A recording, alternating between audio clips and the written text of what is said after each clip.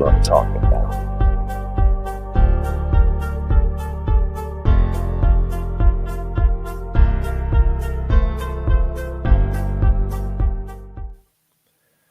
What is up, YouTubers? So this is a crazy week. All this controversy and crazy and silliness started when Sam Shoemaker went on Shawn Ryan's podcast. So Shawn Ryan's show is a show you guys may be familiar with, in the guys who follow my research into deep state and intel and spies and CIA kind of stuff. He's like a former something or other. I forget what he was. But he has a background in like some real intelligent Navy SEAL, I think, and intelligence guy and Navy SEAL and stuff. So as I recall, so he's got some real, serious background, and he has this show where he has a lot of CIA people on, and a lot of these people are like total friggin' plants and stuff, and including this woman who was on 3 weeks ago, Sarah Adams, who's a complete CIA lunatic nutcase, absolute out of her mind. And he's just like this. He doesn't have the tenacity. He doesn't know like the names and dates and the information, the details of all this stuff, as well as someone who's, versed in CIA disinformation and knows all the spook stuff, right? So yeah. So this is what I'm questioning. I had a whole bunch of people. We had like 30 people right into the Shawn Ryan show request to get me on the show.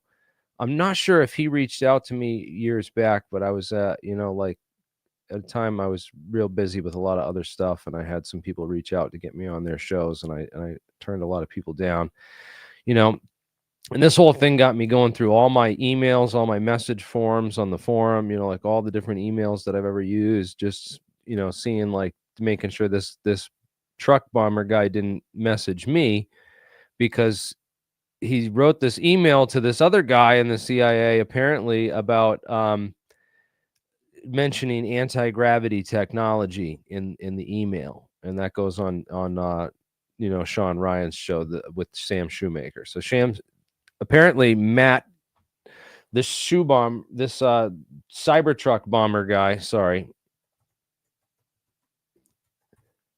Right. And there I said shoe bomber, right? So this brings us back to more like old propaganda, the shoe bomber, right?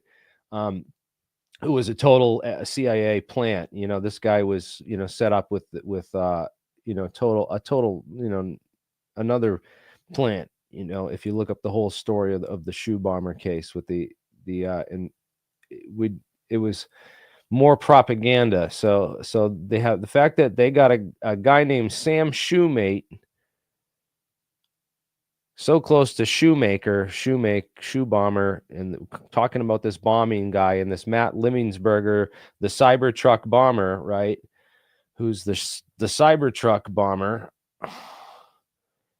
Apparently shoots himself with a Desert Eagle, then sits in his Cybertruck, which is pre-programmed to drive to Trump Hotel headquarters in Las Vegas and blow itself up in front of the hotel.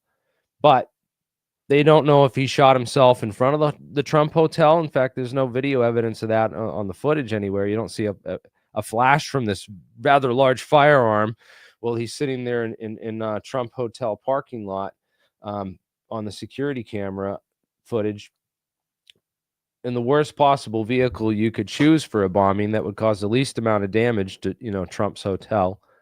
It's like Trump was down with this, or a lot of people are accusing Trump of being part of the conspiracy. There's conspiracy theories flaring all over the internet, and including within the FBI. The FBI doesn't even know what to think about this whole case with this guy. Did he really write to this Sam Shoemaker guy, Shoemate guy, and tell him that he was witness to this anti-gravity technology and stuff, and that's what motivated him to commit this attack, which was attention-seeking behavior? Clearly, I think he did it in the Cybertruck on purpose, because he knew it would contain the blast.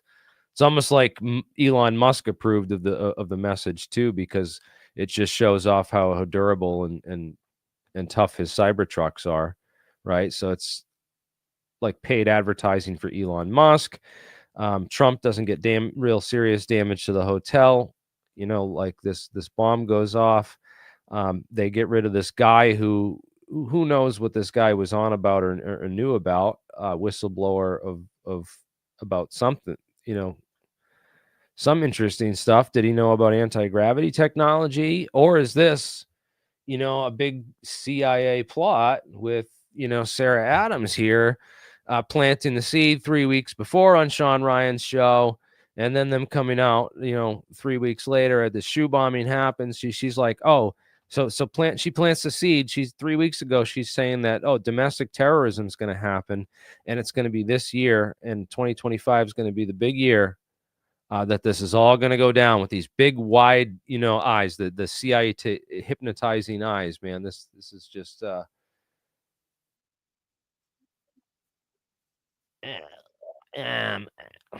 this lady drives me nuts. All right, I want to play this for you so you guys can hear what she said on that podcast, because this blew my mind. Is anybody doing anything? No, and actually, Al-Qaeda makes a joke out of the fact that they move the money we give to the Taliban to the camps that train the homeland attackers, right? So it's almost like an insider joke, like, yes, we are forcing America to fund their own attacks. So that is the plan too, that the money will go back to us and our government. And then that makes Americans also look at our government like it's an inside job. You knew it, right? And so Al-Qaeda is going to play that game, which is really interesting. Al-Qaeda found the Building 7 conspiracy stuff fascinating. And they have actually had discussions about how could do ruses and bring in the Building 7 people to make them blame their government more. So they're actually even looking at our conspiracies and targeting those people for the homeland attack. So basically, those people almost back Al-Qaeda as revolutionaries and rebels and heroes against our government. Kind of like how the Hamas supporters do it. All right. So we have a list of stuff to go down. Look, he doesn't even try to unpack that or really respond to that. But she basically says, that people who question 9/11 and the Al-Qaeda love the Building 7 conspiracy stuff. So let's go to the Building 7 stuff. What is the Building 7 stuff? So Building 7, it's tenants list. The largest tenant list on Building 7's tenant list, if you look it up, was actually a bank called Solomon Smith Barney, which is now Citibank. And yes, here it is. This is on tenants list, #1 company. Look at all the floors that Solomon Smith Barney was on in World Trade Center Building 7. Okay, at least over 1 million square feet of floor space in Building 7. So let's look at who worked for the largest tenant inside World Trade Center Building 7, because everyone talks about like the CIA offices and the Secret Service offices and Enron and the investigations that were in Building 7. Actually, the Building 7 investigation, the Enron investigation, was being run by the El Dorado Task Force, which was a money laundering watchdog group, which got absorbed into the Homeland Security wolf in sheep's clothing apparatus when that was created. But the El Dorado Task Force was in Building World Trade Center 6. And their offices, along with all the gold underneath the World Trade Center, was completely raided during the attacks. So someone during the attacks went into the vaults underneath World Trade Center Building 6 and raided the gold and the U.S. Customs House and the El Dorado Task Force's money laundering watchdog group's task force offices. And that all got destroyed and, of course, absorbed into. So the whole thing with Building 7, though, if you look up the Rumsfeld resume, you'll find on CBS News right here, they reported that, Donald Rumsfeld number of jobs that he used to do, he worked for Solomon Smith Barney on the Foreign Policy Advisory Board. Let's do a Control F, Solomon, and they must have redacted this portion, but if you get the full Rumsfeld resume article on CBS News, the original one reports that he worked for Solomon Smith Barney on the Foreign Policy Advisory Board. And if you look it up, not only did Donald Rumsfeld work for the largest tenant in World Trade Center Building 7, but Dick Cheney worked for them as well on that same Foreign Policy Advisory Board. And very interesting. They both quit their positions working in World Trade Center 7 for Solomon Smith Barney to join the Bush administration. So I'm sure that Al-Qaeda found the conspiracy about World Trade Center Building 7 quite interesting. If you know, Sarah Adams, Miss CIA Sarah Adams, the plant, who is clearly on Shawn Ryan's show, planting the seeds, saying that, you know, people who question 9/11 are dangerous and they're the biggest domestic, they're the most dangerous threat. That Pentagon's ignoring the threat of domestic terrorism, that these Trumpers, the people who are radicalized by the truth about anti-gravity technology, or the truth about UFOs, the truth about UAPs, the fact that the CIA's covered that up, the truth about JFK, the truth about 9/11, the truth about COVID-19, the truth about everything that's been censored super heavily on the internet, but and then also everything else that you see nothing but complete ridiculous lunatic disinformation spread out there in the mainstream about. So the question arises now, yeah, she's obviously a disinfo agent. Now the question is, does Shawn Ryan promote all disinfo agents, or does he promote real people as well to get all different sides of this intelligence puzzle? And people maybe outside of the intelligence community that have just befriended, you know, people who are in deep inside these operations and met a lot of these people through deep research and through these podcasts and talking about this stuff online. I've been doing this for 20 years. I know a lot of these people. I have a lot of connections in this, and I've learned a lot of stuff. I just asked everyone, and I am asking everyone here of the 200 people watching this, to go to Shawn Ryan and request him to have me on the podcast. You know, ask him, you know, I'm going to subscribe. I'm going to check out more of these podcasts. But the fact that he has Sarah Adams on 3 weeks ago, and that she's calling, you know, 9/11 truth the biggest threat, and saying that, you know, these people are going to be bombing stuff and creating, you know, serious. So the fact is, if it was, you know, this is just weird. So this is the facts. She gets on the show, says that 3 weeks ago, she went on the podcast December 12th. This was the same exact date that my Twitter account gets banned off of Twitter, that I got targeted and friggin' my account got hacked, and I got my Twitter account taken down off Twitter. The same exact day, she goes on there and plants the seed and says that, hey, guess what? The people talking about 9/11 truth and anti-gravity, they're going to be the biggest threat coming out in 2025 to the CIA. Get ready for violence and get ready for big things and crazy stuff going on. And this is what she says. And then 3 weeks later, this CyberTruck bomber comes out, and then Shawn Ryan, of course, has this other dude on his show with the weird name Shoemaker. What is this? Where's this? The last live podcast here. I want to see the Shoemaker guy, the shoe bomber guy. So there's Sarah Adams. Oh, Shoemate. But I do, before we get to so Matt Livelsberger, shoots himself in the head with a Desert Eagle, and has his CyberTruck programmed to drive to the Trump Hotel and then detonate a bomb.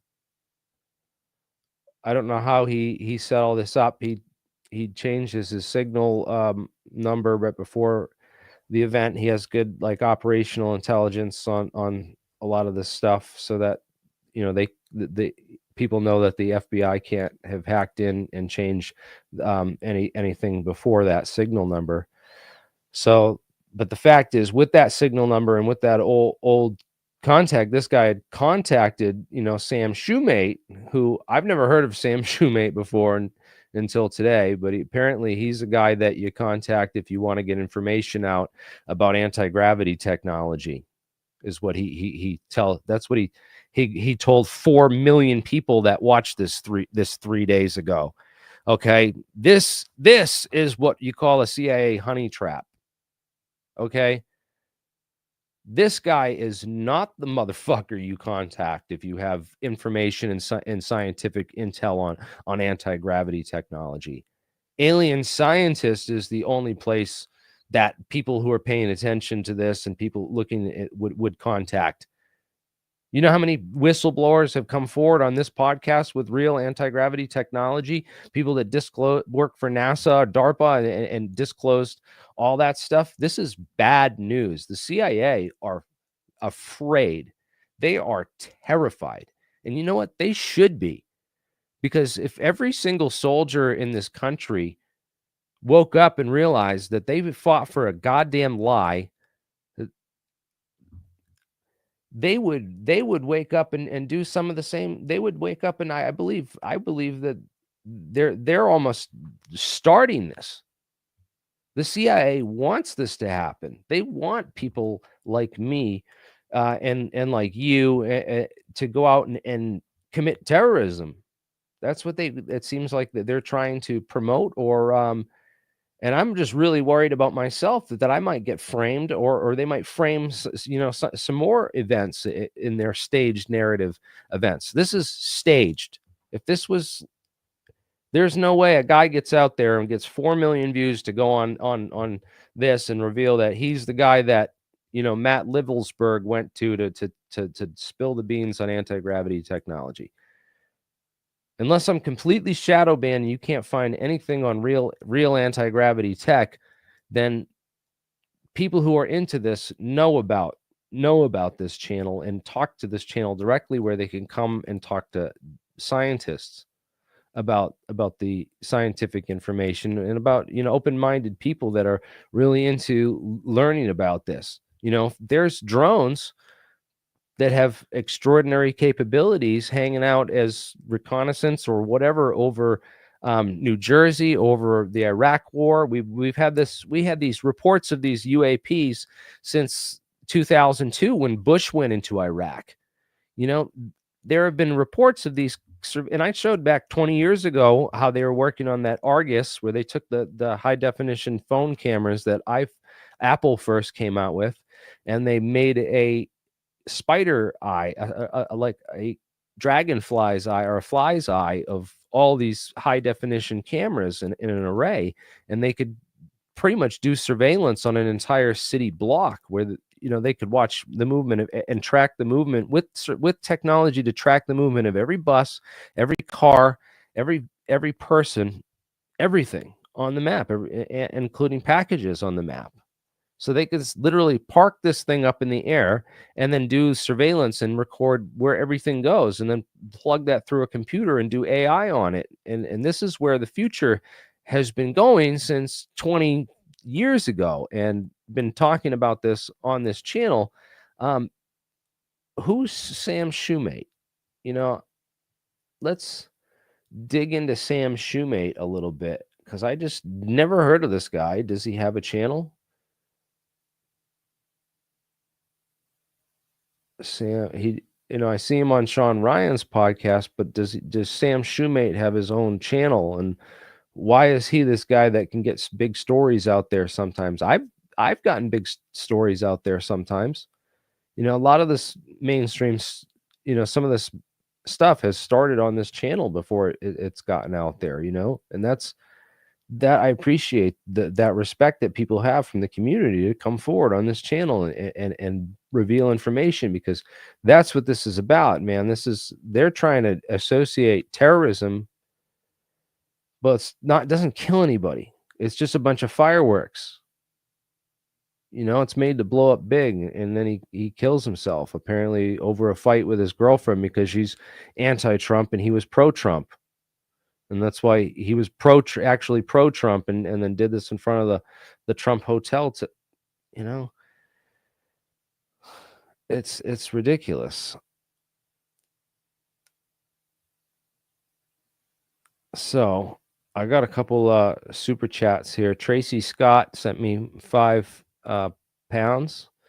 Says, what do you know about AAI Corporation that is involved with whistleblowers patents in 2009, started by 6 persons and is a government company still? And that's the other thing, too, guys. If you pay to have the super chat posted, it will stay up, you know. I'm going to have to look into AAI Corporation. Sam Shoemate. Well, I don't know much about it because, of course, I'm learning just about this the same as you are, guys. Heavy, I got some. I'll play the clip from this. Basically, you just started at this part where it's unveiling the anti-gravitic, the gravitic propulsion system, and what he says. And in this segment, it's from 15 minutes to 19 minutes. And the very most important part, it starts right at 19 minutes where they talk about, I mean, this is just basic stuff. Although it reveals he reveals some things about the FBI, which are very disturbing if they don't know what all these abbreviations and all this stuff stand for. And if they were indeed watching this guy, why they didn't get this, you know, the morning before the attack, he sends this out. Makes me wary about, you know, who saw Shawn last, who was with him last, and where his whereabouts were, because for all we know, the CIA could have killed him on Monday, set all this up in his car, and then put it out there, you know, so that we start the new year off with this bang, you know, and they can use it and spin it for propaganda in the mainstream by, you know, putting in a plant that says, you know, hey, this guy was motivated by government anti-gravity technology disclosure. And this is a bad thing. You know, we had Sarah Adams on 3 weeks ago saying how this is going to be the new big threat to domestic terrorism in the U.S. So now we have to really crack down and watch these kind of people. And, you know, I'm really worried, man. I'm worried for myself. I'm worried for my family, man. This just scares me, the hell out of me. And I want to find everything I can about this corporation, who works for this corporation, who built this, you know, who these other connections are, if they mean anything. And if it's all bullshit, which I think it is, this whole thing looks like disinformation. And that's my gut feeling on this when I saw this. And then when I saw the other stuff about this Sarah Adams on there 3 weeks before, I mean, this woman, if there's a spooky spook that gives you the creep, officials and all, this is the one.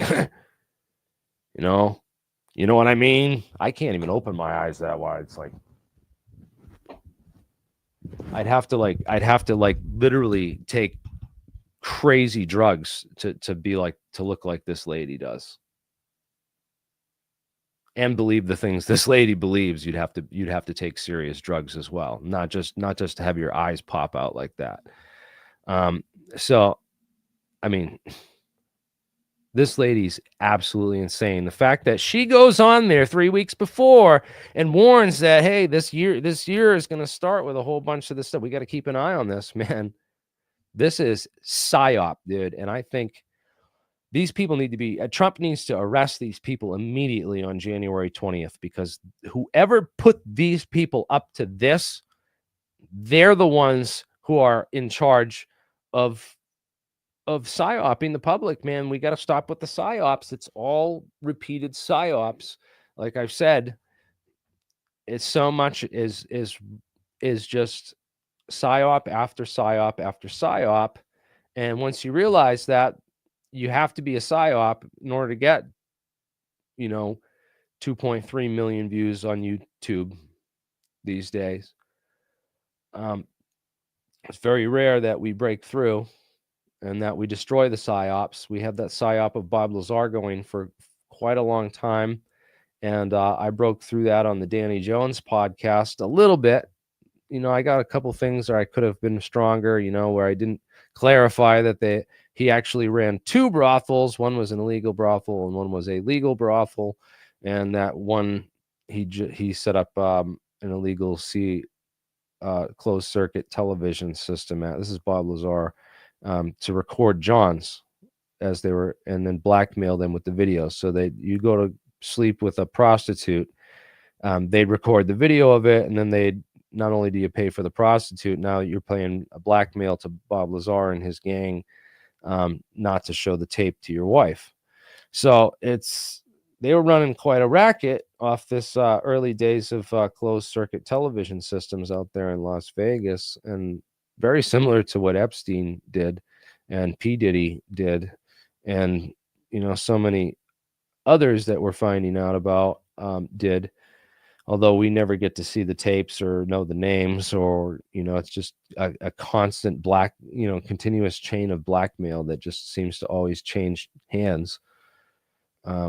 But these people are psychopaths.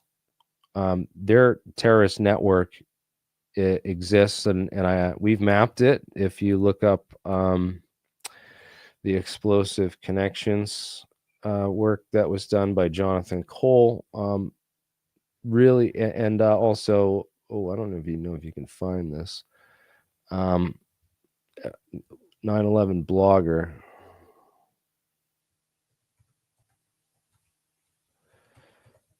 I don't think you can find this anymore. I don't know if 9/11 blogger is still active or if it's still up. No, it's offline.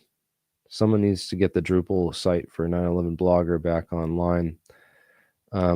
Yeah, figure out what's going on with that, guys. If they took that down, which is interesting.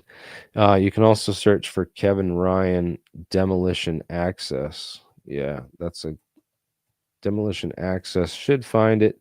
It is unscribed and a couple other places, but this PDF will give you a guide to the terrorist network that took down the Twin Towers, including the AIG and how AIG it doesn't really give you the whole history of AIG, but AIG was started by Cornelius Vanderstar, and they've always been associated with the CIA since their inception. So Vanderstar was basically the bookman for the AIG Corporation, which, if you have infrastructure like power plants and bomb factories and all the stuff that the CIA was interested in, China and all these other countries, well, all that infrastructure needs to be insured. And these guys were the industry standard in insurance and just knew the insurance business better than anyone. So, of course, they went over there and set up the insurance business and taught the Chinese how to run the insurance business and set up all the insurance businesses in China.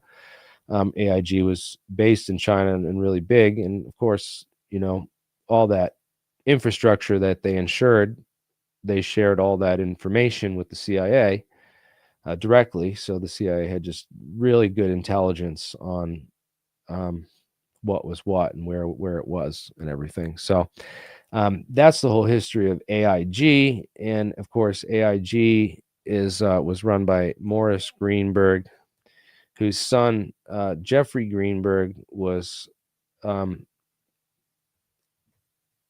head of. He was a CEO for Marsh and McLennan. Of course, Marsh and McLennan was the largest tenant inside World Trade Center 1. So These people occupied the Twin Towers. They insured the Twin Towers. They were CEOs of these really large companies that were financial companies that did a lot of weird things on 9/11, had a lot of weird stuff to do with the 9/11 financial shenanigans that were never investigated by the SEC, which just dropped all the stock market stuff and just had to do a total reboot and reorganization of the structure of the organization of everything. And it's never been investigated. It's been swept under the rug. We have CIA agent Sarah Adams warning people that, oh, World Trade Center Building 7, Al-Qaeda loves people who look into World Trade Center Building 7.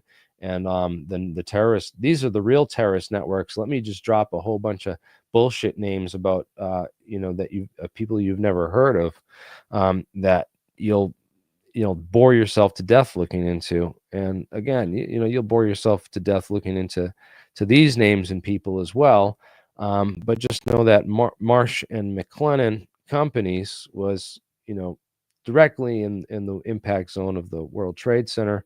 Jeffrey Greenberg, the son of AIG CEO Maurice Greenberg, worked for Marsh and McLennan alongside L. Paul Bremer, who was an old school buddy of Dick Cheney and Donald Rumsfeld going back to the Ford administration. Mind you that the Ford administration was a continuation of the JFK assassination cover-up. So this guy spawned out of the people that killed JFK and the people that did Iran-Contra and were involved in the whole Iran-Contra scandal, which we also find out that little old Rudy Giuliani, as much as I like the guy, and enjoy his podcast and his jokes and his humor and his excellent appearance in that Borat movie. I think that Rudy definitely had some affiliation. If you look into his history with White and Case, where he was prosecutor of New York City. And the last case that he prosecuted as prosecutor was the case against BCCI, which is the Bank of Credit Commerce International, which is, of course, the terrorist financing bank run by the CIA, which was key to the whole Iran-Contra scandal and the whole creation of Al-Qaeda originally was funded through BCCI. And so Rudy almost took down that bank, could have exposed the real truth and on a real grand scale. Instead, he covered it all up, and then after he quits the district attorney's office. No longer wants to be a prosecutor, no longer wants to be a prosecuting attorney, and he goes to work for White and Case, which is, of course, the law firm that represented BCCI against the prosecuting state. So. It created lawyer to switch sides. And anyways, have you ever heard of $5 super chat from T Honda? Have you ever heard of the YouTube channel Eyes Wide Open? It has a docu-series on the history of the CIA. It's really well done. Yes, I have, and they learned a lot of stuff from my research. I've shared a lot with those guys over the years. So definitely check them out. They do much better production work than I do on really condensing this stuff and making it accessible for people and really going over a lot of the history of this stuff. So again, I'm just rolling this off the top of my head. If I was to sit down and really do research and write stuff down, it would be a lot better. But yeah, this is just amazing. I really hope that a lot of these crooks get brought out into the open. Of course, Rudy Giuliani was one of the guys amping up the whole January 6th ordeal. January 6th was, of course, yesterday. Oh, actually, it's today. I thought today was the 7th for some reason. So we're on the anniversary of the whole January 6th event here today, which is historic in proportions because, Rudy Giuliani and Bernard Kerik were essentially the guys who amped Trump up to amp the American people up to really protest this whole election process, which again, the whole election, I'm not sure how you guys feel on the the 2020 election.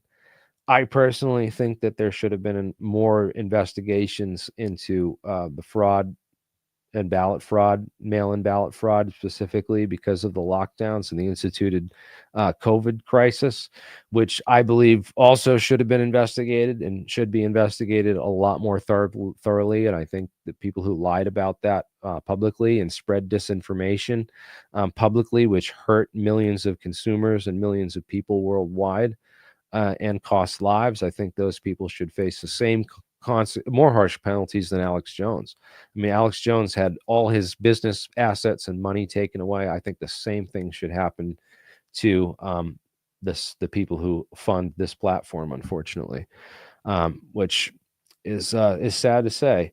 I wish that those people didn't have so much money to pay off everybody. Wish that money was just all taken from them and used to pay off all of us back what they owe us, everything that they stole from you and me and small businesses and consumers across America who had to go on the black market to buy toilet paper during the lockdowns. So again, false flag operations run by the same kind of deep state people. You have to keep your eye on the ball, keep your eye on the suspect and the criminals. The people that killed JFK, I talked about who those people were and their connections to secret aerospace companies and how those secret aerospace companies, D. Harold Bird, of course, is the JFK, the big JFK connection. If you guys do the research, he was friends with Lady Ruth Paine, who was basically Oswald's handler and landlord, who gave him a place to stay and got him a job at the school book depository building where he'd be working and on the 6th floor, apparently, while the motorcade rolled through, giving them opportunity as well as the framed means and motive to commit the murder, which they would later frame on Lee Harvey Oswald. And of course, D. Harold Bird was this oil man, really invested in the oil depletion allowance, which JFK wanted to get rid of. Really well connected to George H.W. Bush and Prescott Bush and that whole underground CIA intelligence network, which really planned and set up a lot of that with, again, guys like Cordmeyer Jr. and Michael Crichton. If you dig into the whole deep, way back past, of course, that's all ancient history and news. Ling Tecmo Voigt and the secret aerospace programs, D. Harold Bird's cousin being Admiral Byrd, head of the Antarctica expeditions. So having deep ties to all that kind of stuff, it just goes on and on. It's just deep down the rabbit hole when you get into this stuff. And again, they don't want you to do that kind of research. They want you to stick with, listening to wide-eyed, crazy lunatic lady ramble on about her nonsense. And so heavy, I got some gifts for it. Just amazing, accurate clairvoyance and predictions. These CIA people are so good at calling the narrative and just knowing what's going to happen before it happens. It's just their job. They're so good at it. I mean, that's their job. That's what they do. That's why we pick these people and employ them by the CIA, is because they're just so good at seeing things before they get happen. Right, people. I know this is crazy. Well, thank God I've been censored more for the anti-gravity and deep science technologies when I have like real CIA scientists on who work, or people that not CIA scientists. I have Jack Sarfati and some of these other, Charles Bueller or some of these other scientists on to talk about real technologies. Mike McCulloch and his work out there in the UK, and they censor that stuff a lot more. When I start talking about this, I mean, this is a hot topic, so I feel like it's going to be a lot more people tuning in and just attract, just from the algorithmic, they can't really keep people away from it. Again, people have been sharing this stuff around, and they know that I'm the go-to source on the anti-gravity tech stuff and the inside scoop on all that. Disinfo with the Bob Lazar playing a huge role in disinforming the public, making them think it's all about element 115 and or electrogravitics or magnetohydrodynamics, when that's just so much small part of it, and it goes so way beyond that. There's so many real physicists with PhDs who actually went to, MIT or Caltech that have, worked on this stuff. We don't need to waste our time with Bob Lazar, which is just the public front end of the disclosure narrative. It's really sick what they've done with disclosure, and when you look in anti-gravity or search for government anti-gravity technology and that stuff, all you're going to find is the disinfo and the garbage, because that's what they want you to pay attention to. That's what, of course, they want you to find. So the algorithm is designed that way to hide, any talk of real anti-gravity technology, and then, of course, make you into this violent karate master, quantum jujitsu version of ufology, where you've now weaponized your curiosity. And so the weaponized podcast is the popular one. It's on TMZ. He's got his own show on TMZ with this bearded quantum jujitsu dance artist who pretends to be a MMA fighter and a tough guy, when he's really just a barefooted hippie hipster, wannabe pretender, a LARPing as a UFO expert and pretending that he has real inside connections, none of whom he can ever vet, and everything that he's ever put out has just been complete and utter nonsense trash that doesn't lead anywhere. It's meant that way to confuse people and distort the narrative, and it's unfortunate that we have psyops like this running in the public narrative with this stuff, because the real truth is, the science of this stuff with the APEC conference and what we've done, alt propulsion. You have to include alt propulsion. We've broken through. Tim Ventura started this, 20 years ago, got me into researching Podkletnov and lifters and building lifters in my garage and stuff, and dreaming about anti-gravity and studying Biefeld Brown. And I was like, for sure, the government's got to have deeper technology than all this. And I did 20 years in the field, and I got Tim back into it, and now he's kicking ass, interviewing all these scientists on his Alt Propulsion channel. Guys, please go check out Alt Propulsion at the Alt Propulsion conference, and check out some of the interviews and stuff that he's got going over there. And I'm trying to get some of those people to do interviews with me where we can just sort of make short highlights of the key stuff to make this more easily digestible than the 5-hour super streams that only hardcore nerds tend to tune into. So yeah, guys, people who are just tuning in, we've got a lot of, we've broken 300 on here. So just to sum up what is going on, this guy Sam Shoemaker. So Heavy, I got some gift. Sam Shoemate goes on Shawn Ryan's podcast 3 days ago and claims that he's got emails that he received from this truck bomber, the CyberTruck bomber, and that's new evidence is revealed in the case.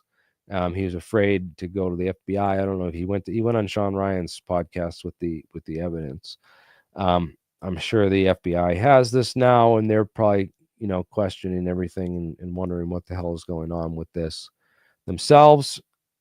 But we don't know. There's a lot of question out in the community about, well, where did these emails come from? Are they legit his? Yeah, well, they got the signal number with the safety number that was changed. That's pretty good confirmation that they were really from Matt Livelsberger. But you go here to the emails and you read it. It talks about, he says that China and the US are the only two people that have this technology. The Russians are not paying attention. They haven't caught up. And again, the technology is about 0-point energy. And the keywords that you're going to look up are going to be things like polariton condensate,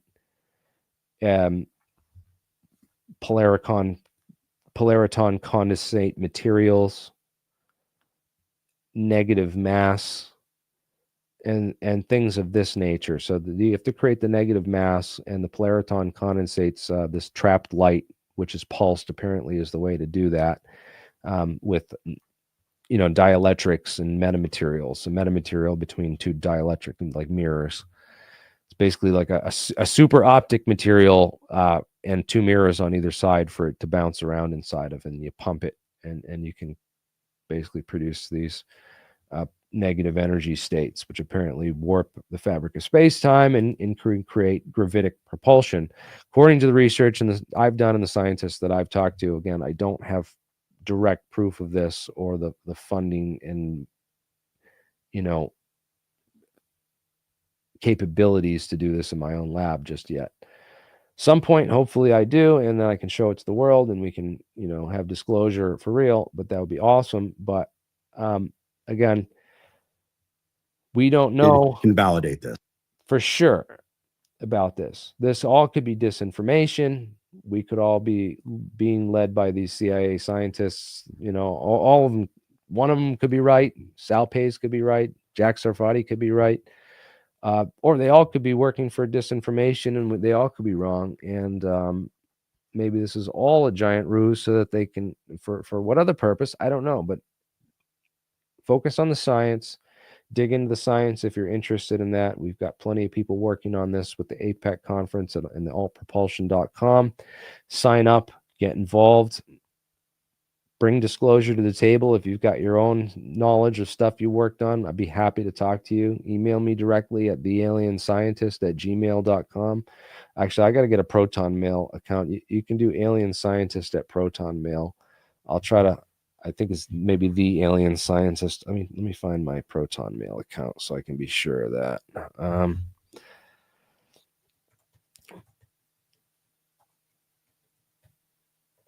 Because I want to make sure that people can.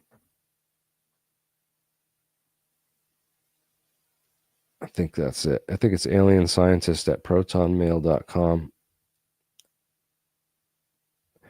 But anyways, I'm going to set that back up because I don't even trust Gmail anymore after everything I've seen going on. They're too closely connected with NSA and CIA and all that shit, man. This is getting serious, people. Like, this is, yeah, we don't know what their agenda is, and that's the problem. They're keeping us on their toes. Obviously, we know this about their agenda, okay? We know that The, miracle, genius, clairvoyant psychic from the CIA. Sorry, she's not, doesn't claim to be a psychic. He actually does. Sarah Adams does claim to be psychic. She's a lunatic. It's the Sarah Adams lady. If this is the same Sarah Adams, I think it is. Anyways, yeah, this lunatic woman gets on here and tells people that she is an expert on what the threats are in the upcoming year. The biggest threat, and the CIA is not paying attention, the Pentagon's ignoring, the most dangerous threat of all is 9/11 truthers and people that question, weird stuff and get into weird stuff. And she goes and talks all about the whole disinfo scene, about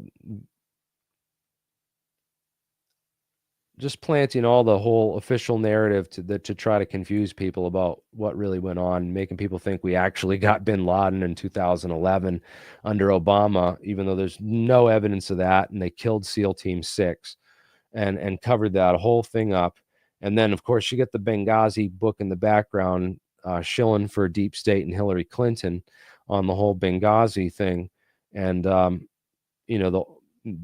sure she doesn't mention the whole oil petrodollar connection, and that all these countries that got attacked and invaded and had their governments overthrown in that period were all people that wanted to switch off the petrodollar and start trading oils in euros or rubles. And that it was all about protecting petrodollar assets, which is a big part of the CIA's job, as I've pointed out in previous, videos from, if you guys have been following me for a long time, with William Clark. I think I got an interview with him, actually. Did I? Brought him on. I got to get him on. He'd be great. William R. Clark wrote a whole book called Petrodollar Recycling, describing exactly why Libya and Benghazi and all these countries got invaded and what really happened behind all this CIA bullshit. I forgot to bring up. Anyways,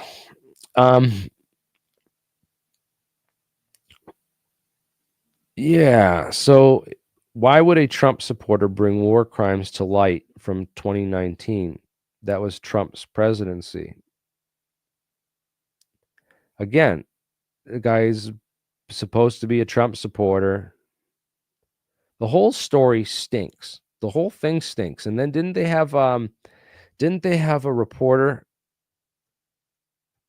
inside the bomber's house? Didn't both these guys have this connection again to the New Orleans We terror do continue attack. to learn a lot. The guy from the New Orleans terror attack, apparently some interesting connections to this guy that did the Trump Las Vegas attack with the CyberTruck attack on in Las Vegas. Again,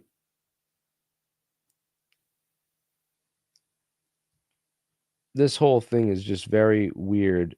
I think I want to play this for you. The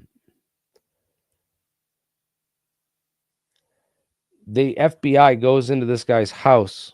I mean, we didn't get a tour inside Adam Lanza's house. We didn't get a tour inside of the guy who shot Trump, his house.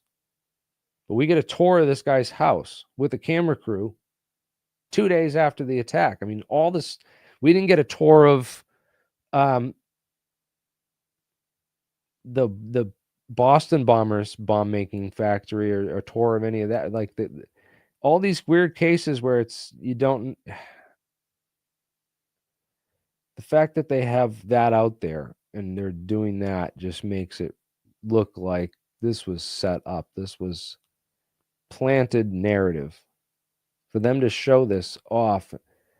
This is a narrative someone is trying to create. This is not like the domestic.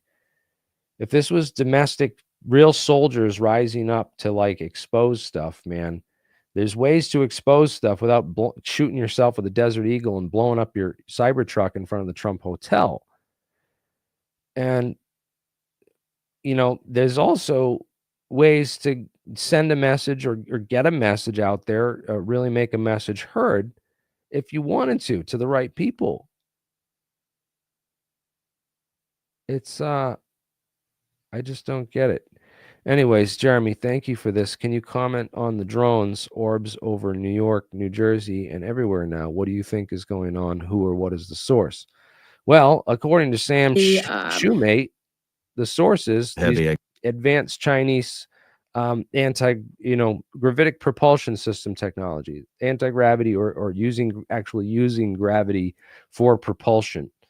And apparently, according to this email, China and the U.S. have this capability. Only we in China have this capability. Our op center location for that activity is in the box below. I don't know what box he's talking about, but then he goes on to mention that this event in 2019, they had this capability. He's talking about China's been launching them from the Atlantic from submarines for years. Yeah, we know that we've been doing this too with the Cormorant. If you look up the MPC Cormorant, I think it's called. Yeah, the DARPA developed this like 15, 20 years ago. So we know that China keeps up with all that stuff. They do the same thing on their own. They have the drones that can launch from the sub, fly and do their mission and come back now. But then he talks about the capability to go invisible and to sit there indefinitely and maintain position. So is that beamed technology? Are they like have a submarine or a station or a space satellite where they're beaming energy to this thing to keep it alive that long? Or do they have free energy, cold fusion, anti-gravity, over unity systems which power the craft and can power it indefinitely? That is the question, because that is one of the key things he's talking about. And that's one of the things that they've pointed out with some of these drones, is that they sit there and maintain position for hours, and then they chase them, and then they take off at these ridiculous speeds. So like they just have power production capability that is beyond anything that we know about or have and available to us. We don't have a fuel cell, we don't have a gasoline engine, we don't have a nuclear, maybe a nuclear sub, but we don't have anything that small that could operate that long. So again, this is what's in the email. Yes, this is what is in the email, right? Only we in China have this capability. China has been launching them from the Atlantic from submarines for years, but this activity recently has picked up. Now it's just a show of force, is what he says is going on in New York and New Jersey, using it similar to what's used in a balloon for sight and ISR. They have also part of an integrated comm system. So I know some technologies which are designed to just maintain position and for super long period of time, and that's the graphene aerogel balloons. And the graphene aerogel balloons are super ultralight craft, which with a little bit of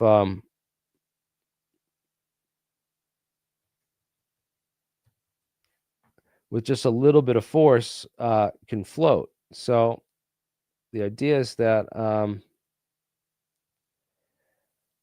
no, this is not it. There's nothing out there you'll find on this, but Heavy, I got some gift. This whole thing is just stinks, because you have CIA agent Sarah Adams going on Shawn Ryan's show 3 weeks ago, predicting that all this terrorism is going to happen. And then you have this guy coming out, and then he links it to the anti-gravity stuff, which is, of course, if you look for any of these words or this kind of stuff, you're just going to find Bob Lazar and the same old crap disinformation that they've been trying to just promote and disinform everyone with. So now the question is Shawn Ryan part of the disinformation, or is he just dumb and just have to have these people on for the sake of having them? We're going to see. I had everyone write to Shawn Ryan and request to have me on the show. I'm just asking everyone to go to Shawn Ryan's website here. It's in the description. It's called the Vigilance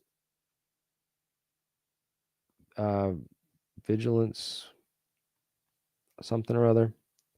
Vigilance Elite. Yeah, Vigilance Elite. And you go on the Vigilance Elite site. I shared the link in the description below, guys. Go on there and ask him to have me on the show to talk about gravitic technology and the gravity systems. So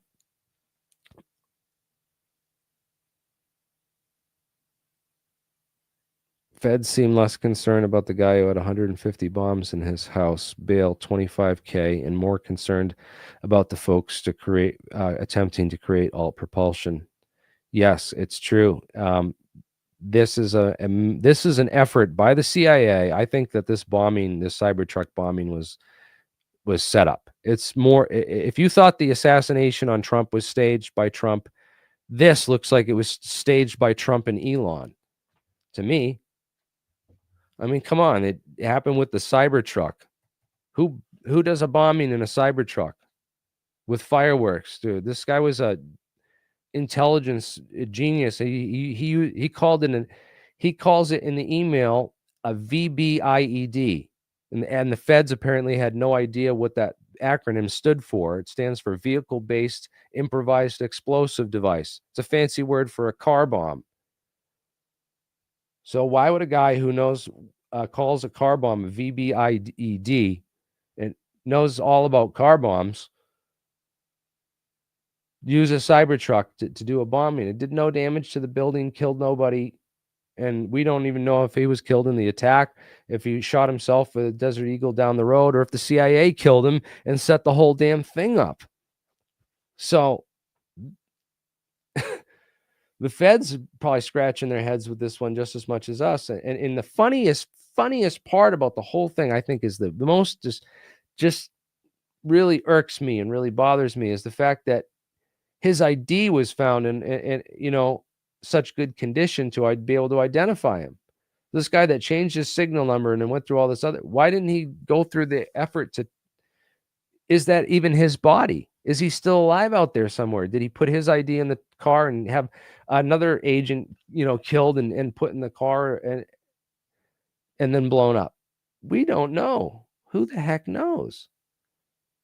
And the fact that the passport survives, this just reeks of the 9/11 passport disinfo, which that passport, again, in mint condition, not even a burn on it, nothing, not a scratch. They learn they can't get away with that. They have to have a little bit of burn through the passport, but this is the hijacker's passport, which allegedly survived the plane crash into the Twin Towers. According to the official story of 9/11, the government's official story is that this hijacker had this passport in his pocket when he flew through or in his luggage when he flew through the World Trade Center, and that that luggage was then found and recovered with this passport in it, completely undamaged and intact.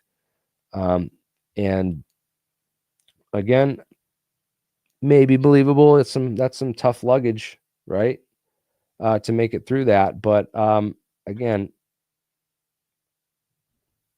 it not a very believable part of the official story. That this is the evidence that was used to against the hijackers, when there's so much evidence that has never been investigated for explosives inside the buildings, the security companies and the tenants, and all those very interesting connections in World Trade Center 7 that we talked about with Donald Rumsfeld and Dick Cheney, both working for the largest tenant inside World Trade Center Building 7, who, Sarah Adams in this interview claims was just so interesting. It was so, the Al-Qaeda was so, they're fascinated by the World Trade Center 7 conspiracy, and they love it. They think it's great. Well, it's not just about the building being a controlled demolition. It's who worked inside that building, the offices that were inside that building, not just inside that building, inside all 3 buildings. And then those connections to a very important entity called the Carlyle Group, which, Michael Moore stumbled upon the Carlyle Group in his documentary, Fahrenheit 9/11, where he discovered that Bin Laden's brother and George H.W. Bush, the father, were meeting on Carlyle Group business the morning of 9/11, and that they were allowed to fly out of the country when all other flights were grounded. Very interesting Bush Bin Laden financial connections. House of Bush, House of Saud. This book is Craig Unger just nails the Saudis, and this book just shows you how deeply connected the Bush and the Saudi families were.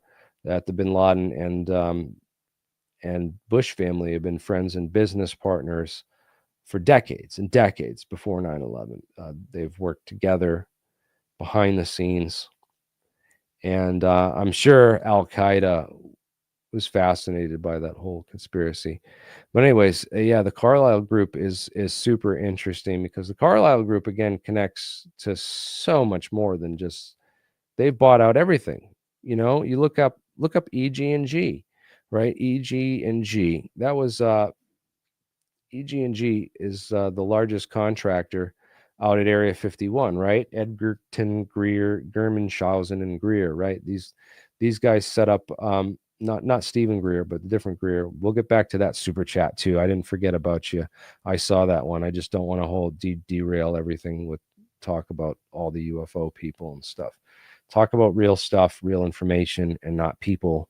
I'd rather keep it on that kind of stuff. EG&G started in Boston with these the guys at MIT who were doing the ultra fast photography work, and they actually developed the cameras that took pictures of the atomic bomb tests out at Area 51 and for the and out at the Los Alamos test site, and also in the Nevada proving ground where they blew up the nukes and looked at them.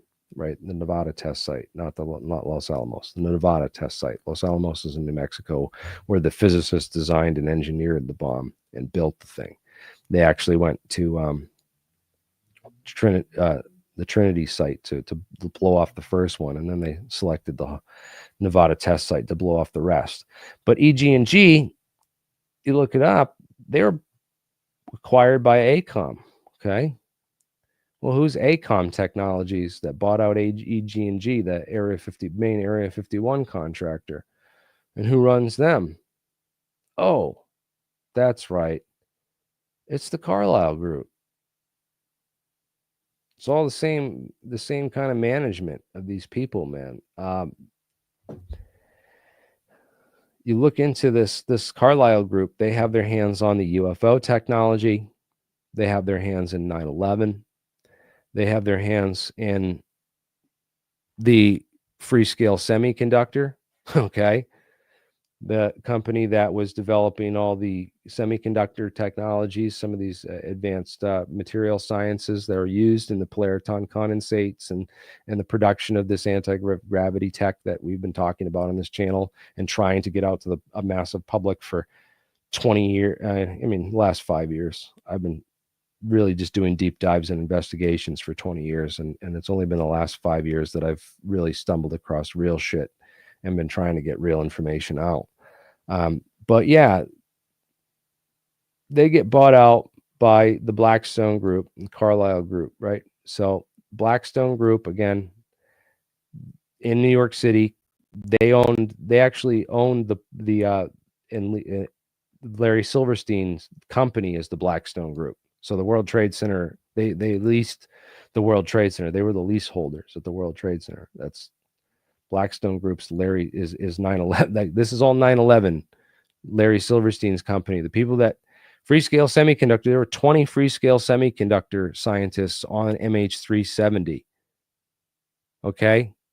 Who got all those patents and who absorbed all that technology and all that infrastructure when those 20 people died on that flight that they still never found? And nobody knows where it went, right? That people are finally talking about now, thanks to Ashton Forbes bringing it back onto the map. Absolutely, Freescale was. Yes, this is the connection, people. Hello, wake up. Wake up before they kill me and take me out and blame a friggin' terrorist attack on me, because this is nuts, guys. Blackstone Group.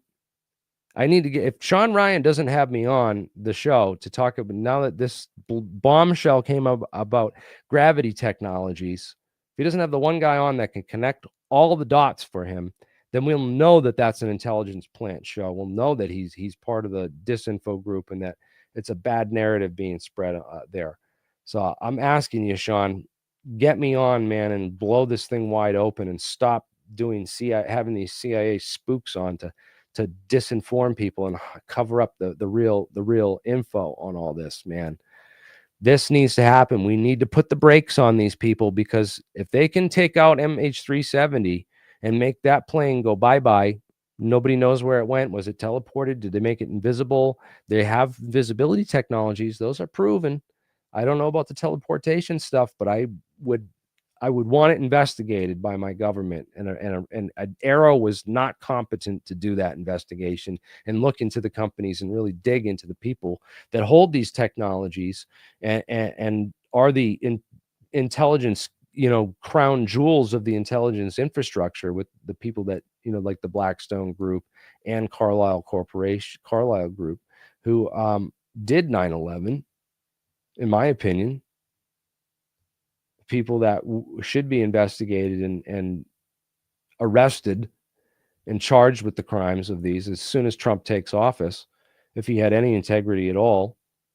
I know it was a Republican administration, and that, this is a Republican party taking office, and that he was, former lawyer was the, Rudy Giuliani, who was the mayor of New York City on 9/11, and was supposed to be working and was supposed to go right to Building 7 on this black floor. The black band is all bomb-proof, bulletproof windows that were installed at the Operations Command Center in Building 7, the OEM. You can look up the Emergency Operations Center that was set up in Building 7. And it was unused, apparently, during the attacks. None of the people who were supposed to be there, like Giuliani and all these other people, were even in the command bunker. Somebody else was in that command bunker, because Barry Jennings and others testified that when they stumbled into the command bunker in Building 7, right before the building blew up and after the towers had been hit, there were cups of coffee sitting there, and they were all still warm.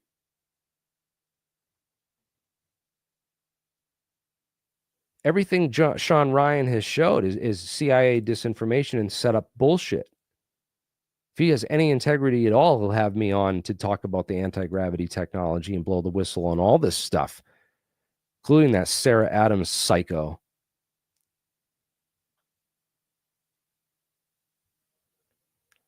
Well, that's what I have to say about all this. And people don't understand, and they're not paying attention. They think this is all conspiracy theory, and it's all, it'll make you go crazy. You start researching Heavy. I got some gifts. Suddenly you think you're But I do. insane. You're living in an alternate universe, and maybe you've gone crazy. And it's like, no, this is how the world really is. This is how the world really operates. They put these psychopaths out there to hypnotize the public with mythology and nonsense, and then predictions that will then later come true, because they've designed it all and set it all up.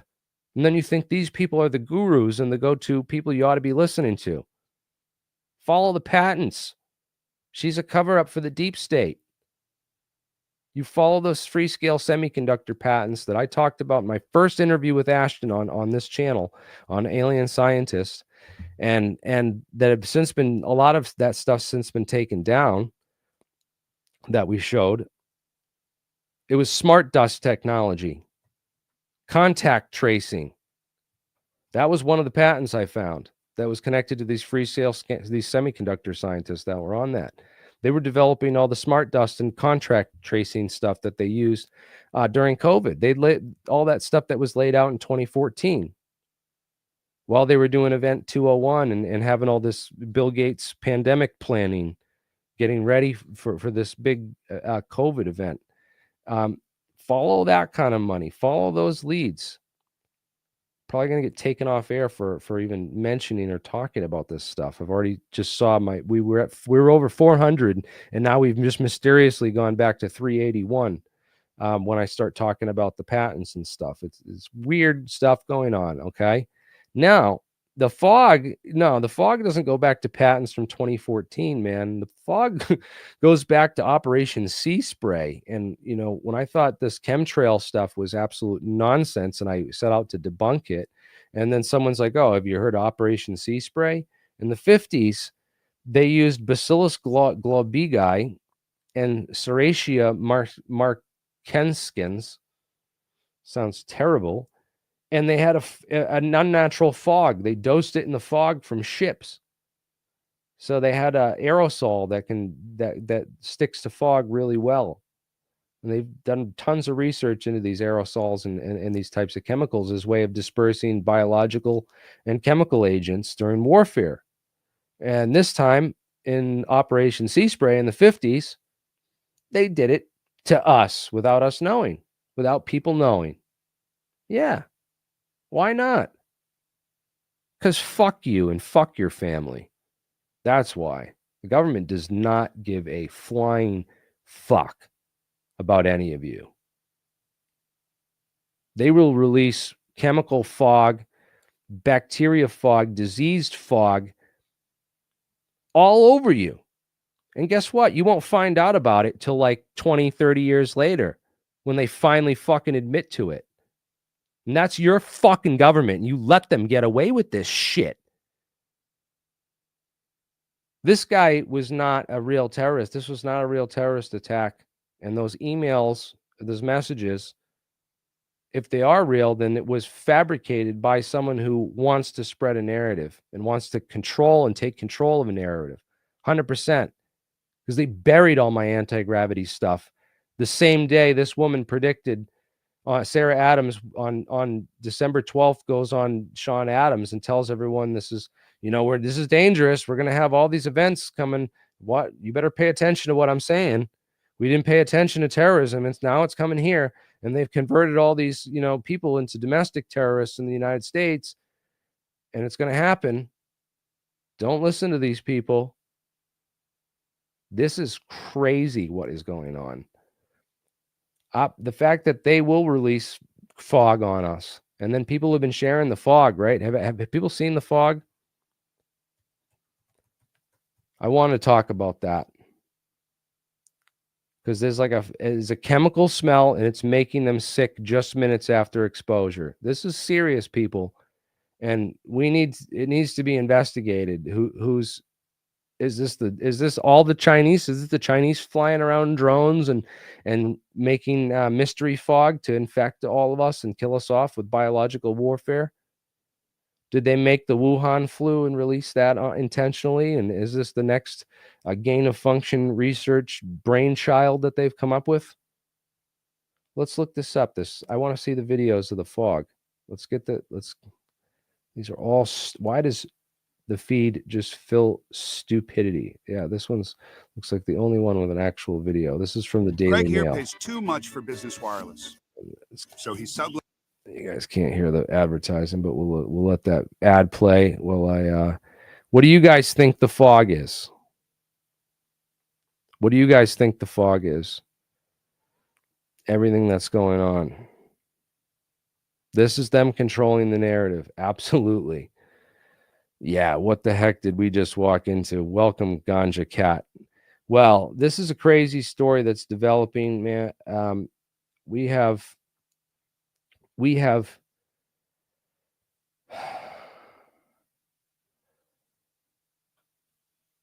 they're basically saying that anti-gravity technology is the reason why this guy blew up that CyberTruck and did this. And they're trying to blame it on saying that people like us are the next wave of domestic terrorists and we pose a huge threat. So this was in Hudson Valley, New York. Okay. Coming right up. This is the major population center of the U.S. People said they got sick minutes after exposure to this fog.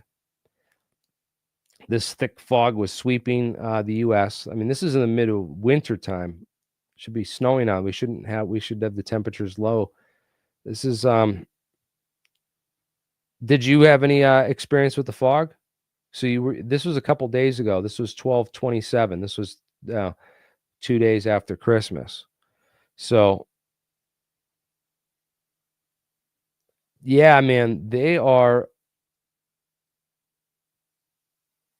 really trying to shut this down, man, and keep an eye on everyone who's watching this, talking about this kind of stuff. This is just nuts. And so you haven't seen the fog personally, and you're in Hudson Valley, New York. Okay. Well, please, if you do see this fog, get mason jars. If you don't have mason jars, save a couple at the store, and I would love you to capture some of this fog. If there's any way we could, the best way to really capture what the fog is would be to put a bunch of ice water in a jar, a bunch of ice, really cold ice water, even dry ice would work really good. If you could get a tub, the best thing you do is to have like a bigger container and then put another smaller container inside and blow which is really cold with dry ice in it, and blow the air over it so that it condenses to the cold, because the cold will cause the air to condense and come right out of solution. And then you can get a really pure sample of that fog right out of the air for us, and send it to my lab, send it to us. We will analyze the shit out of that and give a full report on everything it contains biologically, whether it's spores, viruses, pathogens, amoebas. It could be a whole, who knows what the heck they could transmit through it. And maybe amoebas are too big. But real small things like viruses certainly could be injected into aerosol and spread through fog. Yeah, so let's see, like how to make a condenser, how to make a condenser trap for fog. Boom. How to collect water by condensation. Yeah, if you go watch any of these tutorials on basic condensation traps, condensate, and learn about condensate traps. Condensate trap will teach you how to build a really cheap and inexpensive condensate trap where you can actually trap the fog and get a sample with just cheap stuff you probably have in your garage, or you can get at Home Depot. So yeah, go check that out, please. Someone get a sample of this fog and let's test it. Let's get it tested. Please contact me, thealienscientist@gmail.com, if you do, and let's talk about it. And I'm going to set up my Proton Mail, Alien Scientist at Proton Mail, shortly too. So yeah, that would be really cool. Losers, dude, if someone captures that fog and shows nanotech or something crazy inside the fog, that would be that would be incredible. That would be like a massive discovery. They would get way more pussy than you for that discovery. Just saying. Losers. Anyways, let's talk about this mysterious fog. All right, I'm done with the mysterious fog until someone gets a sample of it, like I said, and we can test it in our lab. That would be cool. Till then, who knows if it's Operation Sea Spray or the government or the Chinese or who the heck it is. That would be the next thing, is trying to figure out the source of that fog. A lot of times chemical plants will have fires and they won't tell anybody. And that's what, that happened here in Pawtucket one day. I swear it smelled like cancer outside, man. It was nuts.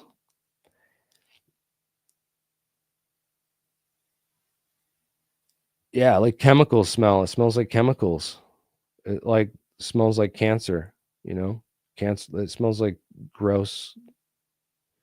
It doesn't smell like fires burning. It doesn't smell like paint. It doesn't smell like anything you encounter in your ordinary everyday life. It smells like gross chemical crap, right?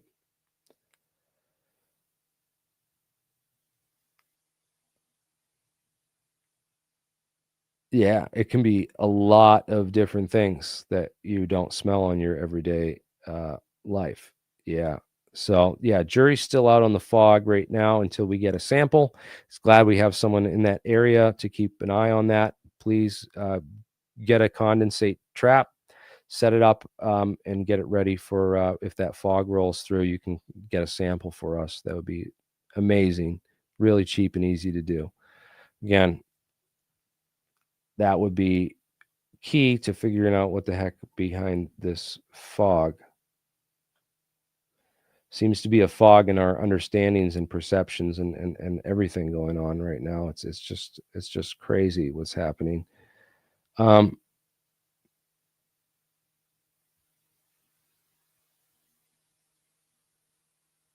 Yeah. So the way I do it, I just put some dry ice in a mason jar.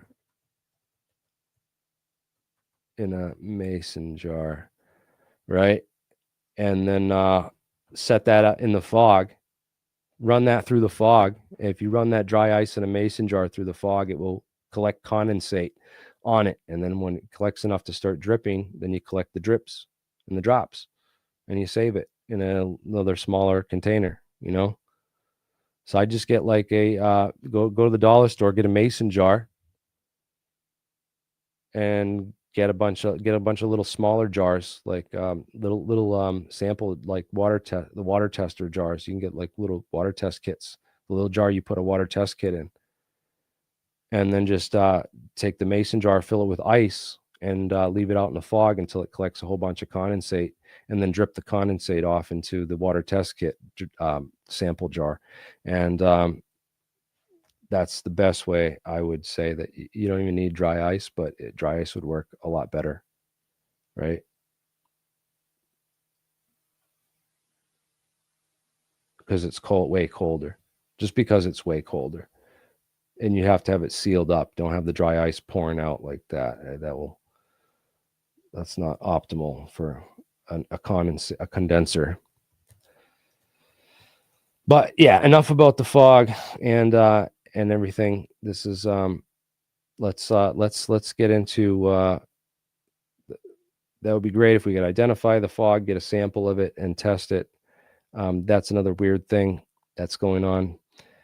The technology involved in the drones, there's so many technologies that we could talk about. I have a UAP technical summary available again, and I have other videos. If you look up on my channel with the UAP technical summary, you can find this. Here's a link to the Google Docs slides presentation with 200 pages of slides, notes, and all the links for additional information are in the notes of each slide. So you guys can, go through and learn how the Nazis had metamaterials, how they were working on time travel and anti-gravity technologies, some of how these research programs progressed through the years, and some of the people involved with the ones we know about that have talked. And there's quite a number of them, not just Bob Lazar. Again, I don't think Bob Lazar was telling the truth. I think this is all a bunch of bullshit to help promote Bob Lazar and promote disinformation and get people to look into that and get people to think that people who talk about this stuff and think that, are weaponized and think that the government are, we're the terrorists. That's what I think they want everyone to think. And I think that that's a dangerous narrative that's being pushed when we've done so much for science and to try to bring the science out about this stuff, to talk about spin glasses and strange metals and how strange metals can be, are topologically equivalent to extremal black holes.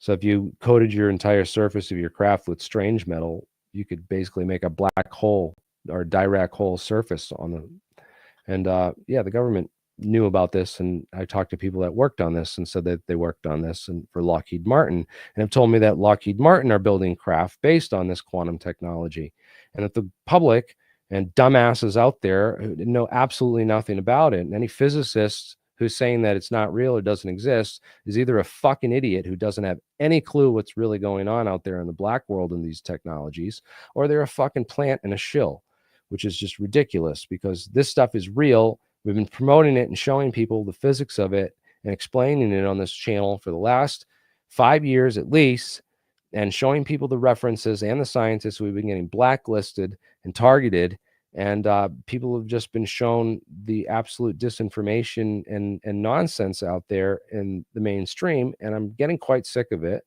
getting sick of this narrative changing and how they're now, labeling people like us as domestic terrorists.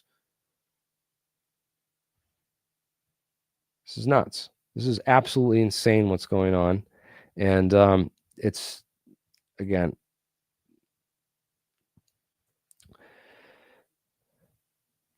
let's talk about some of this stuff, man. I'd love to get some more scientists on that. Yeah, tell everyone, go on the Shawn Ryan's podcast. It's called Vigilant Elite, right? Vigilance Elite. Okay, you go on here, you go down. All right, so you go suggestions right here, submit a request, have a guest suggestion for who Shawn Ryan should have on the show. Okay, give me your email, subject matter, get alien scientist on your show, get anti-gravity expert Jeremy Riss on your podcast. Any one of these subjects would work great.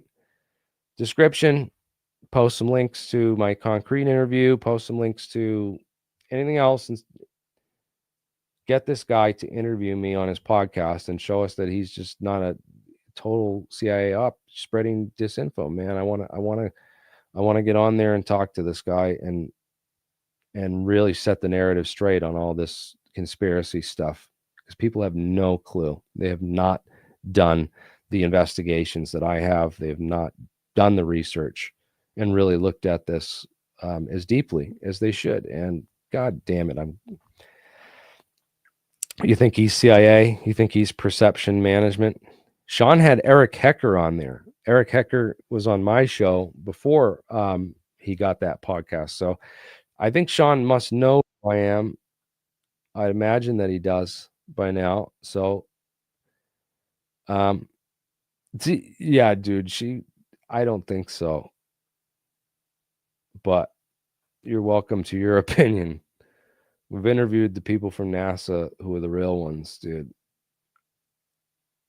I don't know about all that, man. I think that's been picked up by a lot of disinfo people and spread around with a lot of strange stories and disinfo about all that, man. Yeah, Jack, are you in the audience, man? Here's the link. Get Jack on here. I'm gonna let Jack on here. I'm gonna send you the link in your email too right now. I want Jack on here to tell me what he thinks of all this, man. This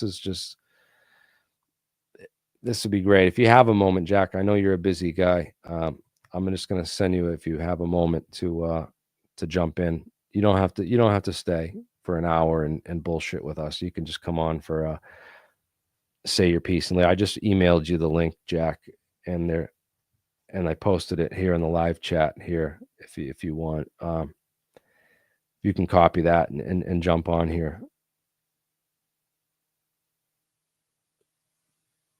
Was Shawn Ryan on this? Was he here? Was Shawn Ryan here?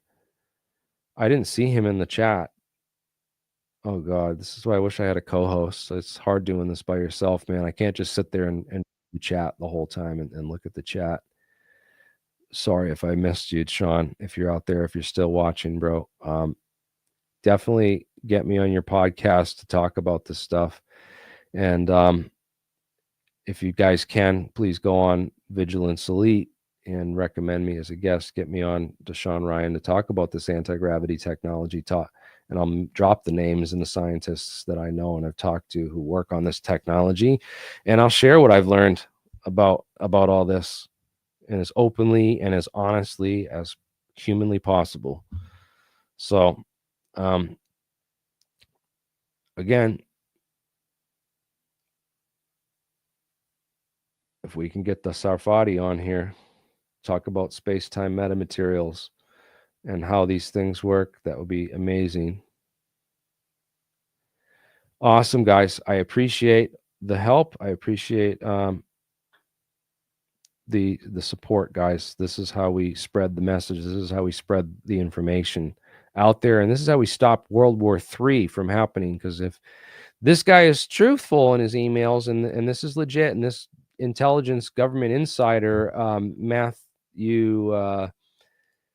Livelsberger here, the CyberTruck bomber individual, whoever he is, and if he's telling the truth about these programs where the Chinese and our government have these anti-gravity technologies, this needs to be, everyone needs to know what's going on before this is used against for evil purposes, man. This is just, this whole thing is really suspicious, man. It's really bothersome, because if this guy's telling the truth, it's bothersome that there's anti-gravity programs, that China has them and that the US has them. If this guy's bullshitting and this is put out here as a false narrative, it's bothersome, because that's government disinformation. Either way, no matter what, this is this is a problem. Jack has joined. Yes. Oh, Welcome, Sarfati. okay, good. Yeah. Welcome, Keep Doctor. keep talking. I'm going to get something that Larry Lemke has written. Larry is NASA retired with CIA connections. He's a major guy who knows what's going on in general, about UFOs. And he's I've known him for like 30 years. Hang on a minute. Go ahead, keep talking, and I'll get back. Okay. Oh, all right. This guy, the rockets, SETI. Yeah, that's him. Yeah. Okay, just a minute. Let me keep. He Awesome. All just right. he Yeah. just So he this just is wrote something very important. I'm gonna look for it. But go ahead, keep talking while I find it. so this Sam Shoemate interview has gone viral. A lot of people are saying this is fake. This is not a real email. So this is not a problem because it like this guy says it's all a fake email, and so the people Shawn Ryan and Sam Shoemate are lying that the truck bombers not even associated with this email at all.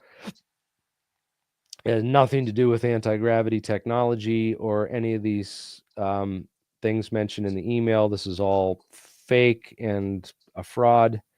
And if that's the truth, then that's a serious problem as well, because somehow this fake fraudulent email and this fraudulent narrative about anti-gravity tech got seen by 4 million people or more, because it's spreading around the internet like wildfire, which is nuts. So I'm just blown away by this, guys. This is the biggest story of the year. If this is not the biggest story of the year, then this is going to be a very exciting year, right? Okay. I just put the email from Larry Lemke and also this guy Frank Milburn. I put it on the chat. Can you make that public? Have people look at it. Can you see it? I can see it right here. Maybe read it or something. Let me find a way to bring it up. Is there a Let's link? see. Oh, it doesn't show the whole thing. Oh, damn it. It Okay. cuts you off if you type in that. Yeah, it cuts you off. So I don't know what to do. Are you able to do screen sharing? Can we screen I'd like share? to share it, but I don't want to share his email with Yeah. the whole world. Yeah. Okay. I'm going to send it to you by email, and then can you just read it off, some of it?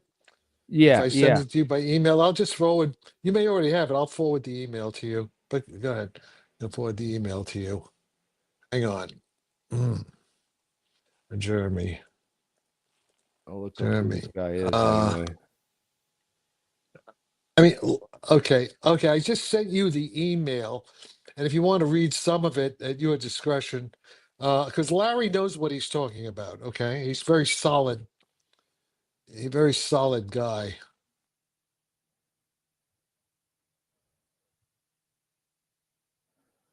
All right, let me see here. Hey, he sent it to. Let me just see here. I don't see it here yet. Sorry. I don't see it in my inbox yet, Jack. Did you send it to the alien scientist at Gmail?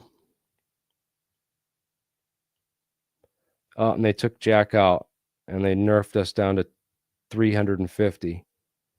This is oh no, Jack's back. Let me see if it came through, Jack. Oh, here it is. I got it. Yeah. I got it. Okay. Yeah. Okay, so the official story from Biden's corrupt. This is what you posted. So you don't think the Biden's corrupt FBI? Okay. Now, do you see from Larry? Yep. Did I send you the right email? Damn it. Larry says, okay, I agree with Frank also. That's why this is clearly not a terrorist attack, as it has been mistakenly portrayed in some places. Matthew was the only intended victim, was in fact himself, right? Speak a little louder. Speak louder. Whether by his own hand or some other. The only victim of this attack was Matthew, right? Yeah. What people should be focusing on is his message. My initial reaction was skepticism over his statement to the effect that the US and China both have reverse engineered Gravitic craft operational.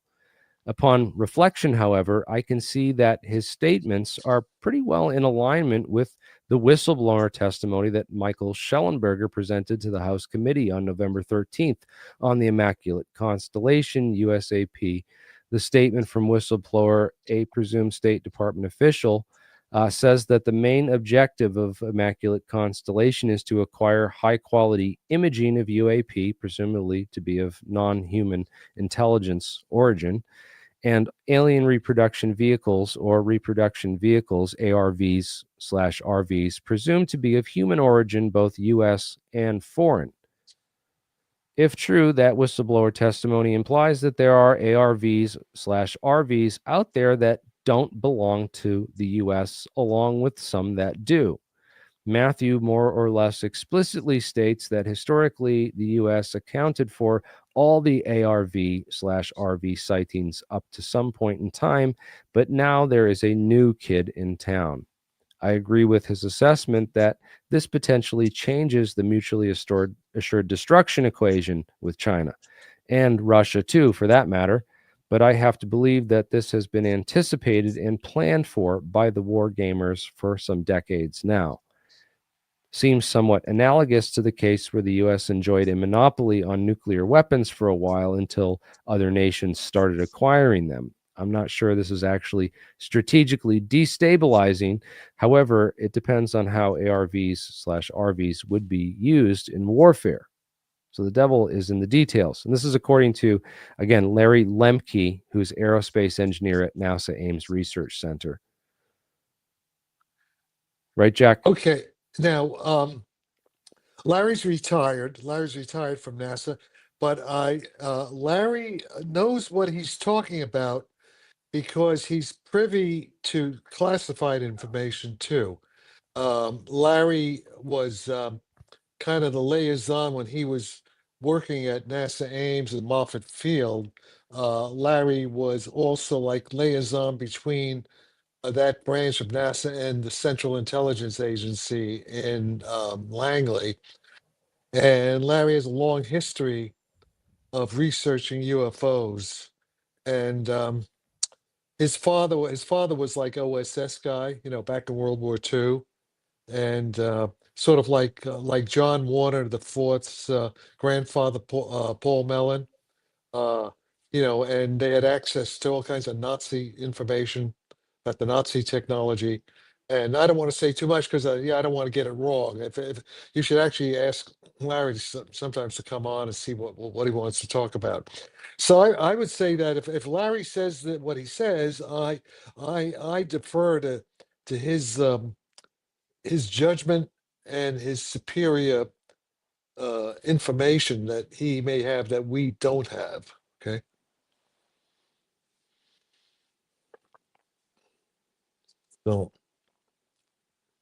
So I will keep quiet unless somebody wants to ask me, or you take it from here.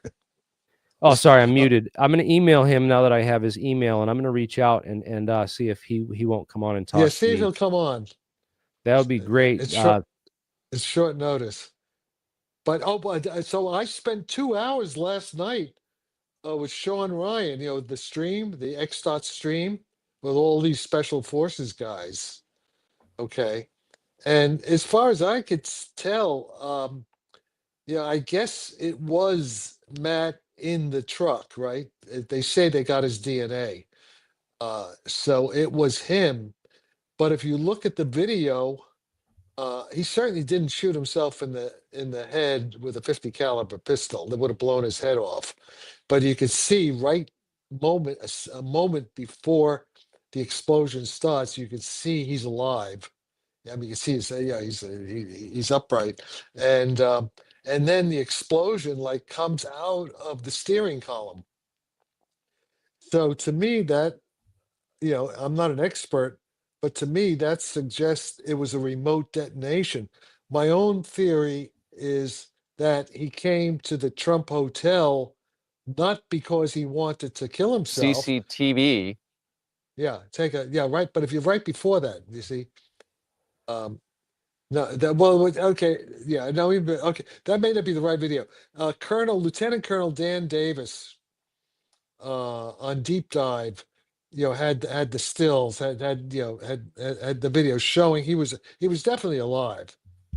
He didn't shoot himself before the explosion. The question is, did he initiate the explosion himself? It seems to be unlikely, or was it was it remotely detonated? Somebody got into his truck and set the timer. Uh, because my theory, and I could be wrong, my theory is that he came to the Trump Hotel, was going to go inside and try to, find somebody to get him to somebody from the Trump organization. I don't think he Wow. was, but I could be wrong about that. I mean, there's all this information that he was, he had all that junk in his car. I mean, that's Yeah, suspicious. those are And just that he was unhinged, but that doesn't, that doesn't, all that may be true. Maybe he was crazy, paranoid, and he did it. But what he says though, what he says about the electrogravitic propulsion, that's what interests me, of course, because I'm working on electrogravitic propulsion yeah, me too. for That's 50 what drew years, right? my that's got everybody perked up on the whole internet. I've got people emailing me left and right and just being like, "What is going on here, Jeremy? What is going on?" So, yeah, this has got a lot of people, including people at the FBI, scratching their heads saying, "Wait a minute, what is he saying?" and Okay, then now of there's course another all these people are aspect. coming to us, the experts on this, being like, "What is going on? Is this real? Is this true?" Yeah, but okay, now do you know, Jeremy, were you following the exchange right before this happened, a couple of days before this, with CIA officer Ron Pandolfi and me about drones? Do you know about that? Have you No, followed tell us. that? I remember you talking a little bit about Ron on the last podcast, but I don't think we really got into it. So please share. Right. Yeah. Well, okay. You have to look at the. I thought I included you on the emails. Ron and I were bantering Pandolfi.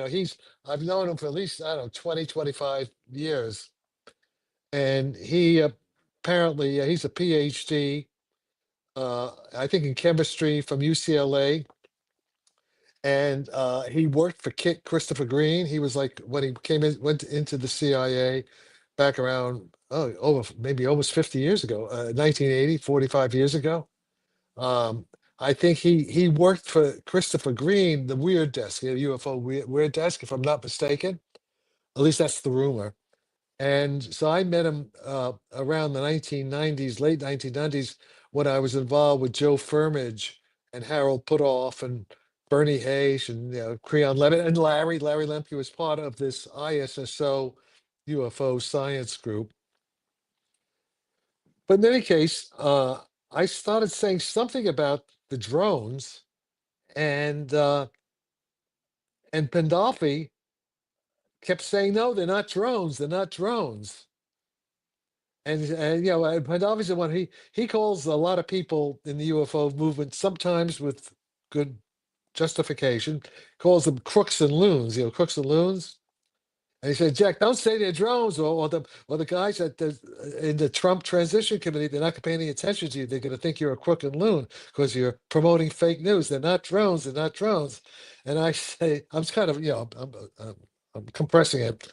And I said, "Okay, well, Ron, well, then what are they? Okay, one, if they're not drones, are you saying that they are alien? Are they ET? Or are you saying, which I thought he was saying, that everybody who says they're drones is crazy and stupid as a crooked loon, like Mick West would say?" Okay. Okay. Yeah. All right. So there's something going. And so you know, so there it was. And Ron likes to play these games, sort of like Colonel John Alexander. He'll say something like he's the Pope, he'll pontificate, but he won't give any rational argument, that'll satisfy a PhD theoretical physicist like me, right? We're used to arguing, right? And what's the evidence? He never really justifies what he says. All right. So there it was. And then a day or two later, we have the explosion, so I think that's kind of, yeah, connecting the dots. Uh, it sounds like this. Sounds like So Ron is so hiding that really quick he's hiding again, something, right? What is Pandolfi? This is head of the CIA's weird desk. What is Ron Well, he was. Pandolfi? I don't know what he is. At one point he was, and maybe he still is. I don't know. What does he think these drones are? He never said. He won't say. All he'll say is, you look at the in fact, you know, Grant Cameron. Grant Cameron Ah. published the emails. It's on Grant Cameron. He didn't say. All he But he says says they're not drones. He says they're not drones, and I said, "Well, what are they then?" And he gives no. He will not answer that question. So that itself is suspicious, right? Very, yeah, I would say that's Are there any doesn't help questions us, out there? man. Yeah, yeah.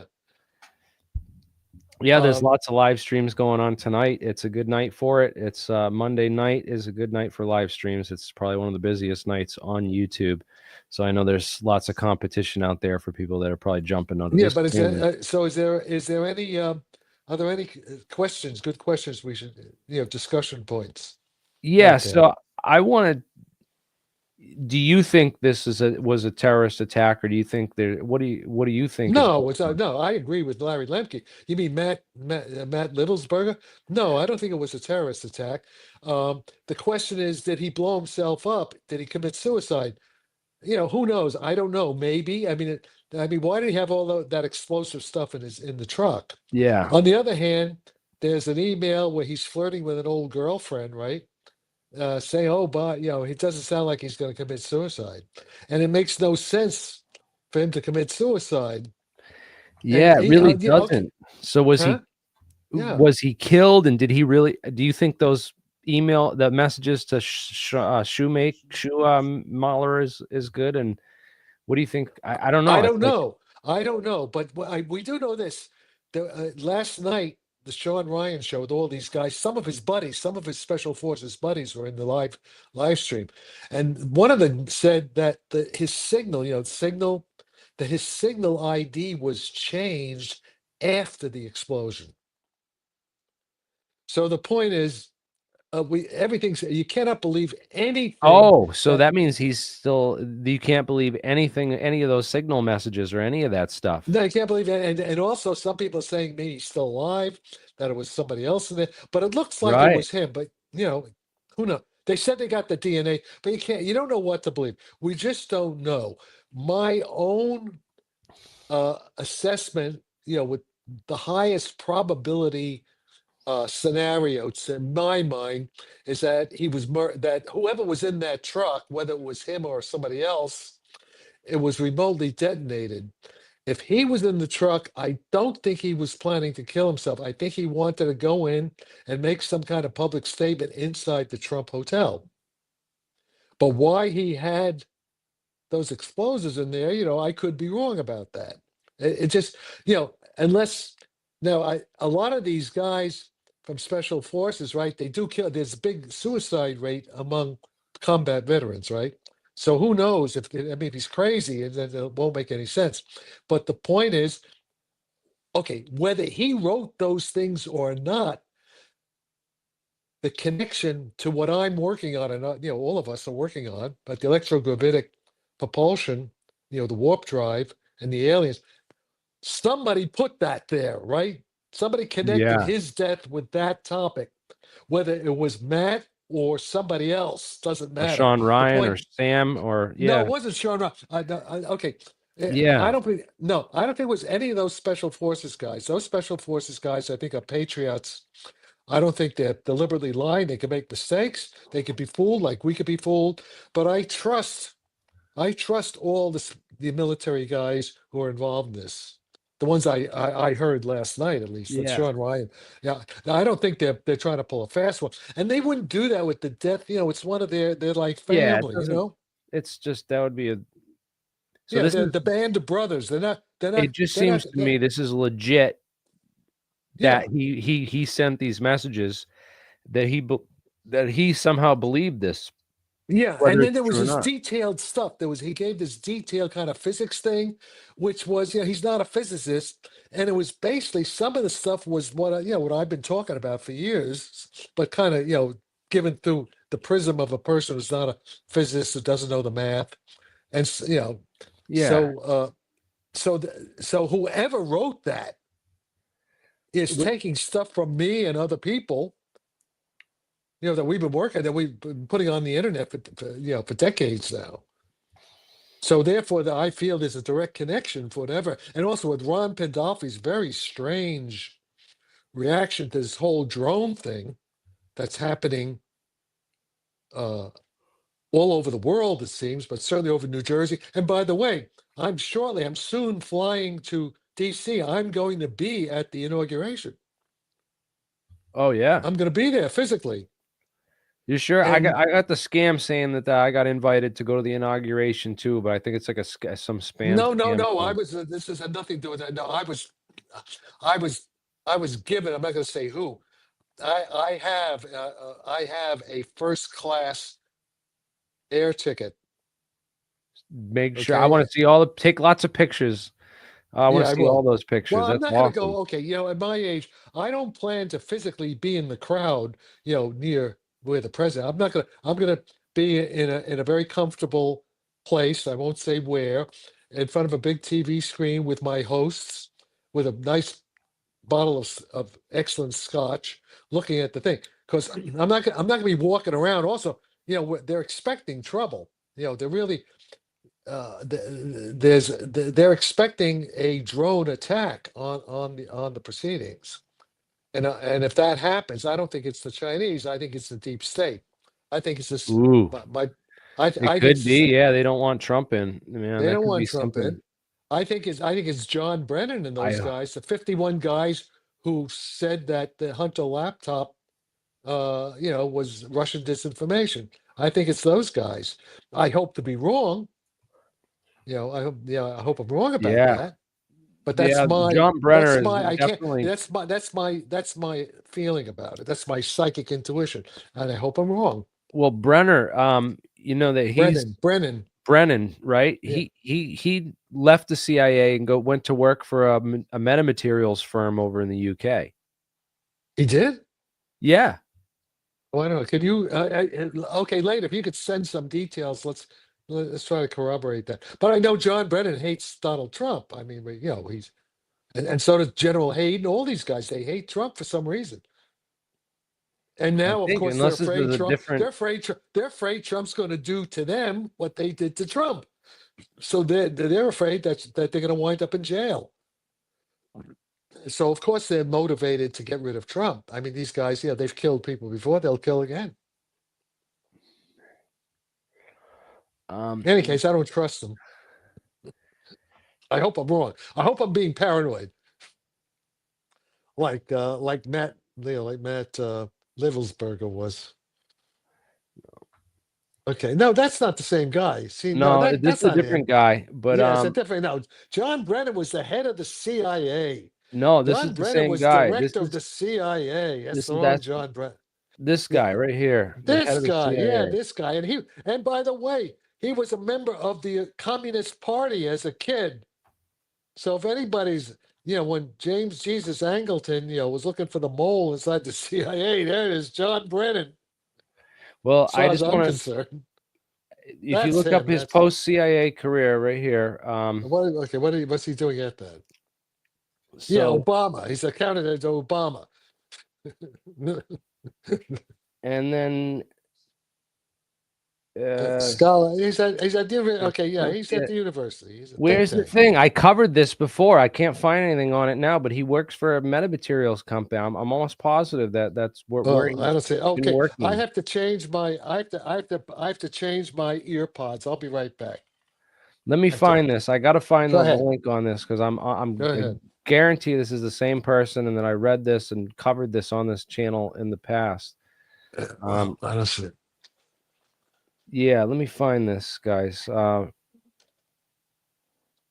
Where John is he? Brennan.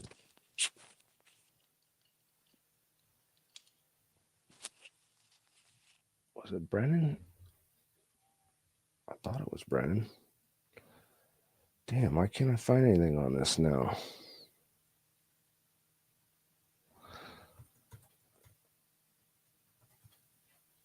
I could have sworn he's working for a company in the UK now that did metamaterials, but maybe they've taken all that down to cover it up. I don't know, but anyone can find any information on that, there's let me see, Meta Materials companies in the UK.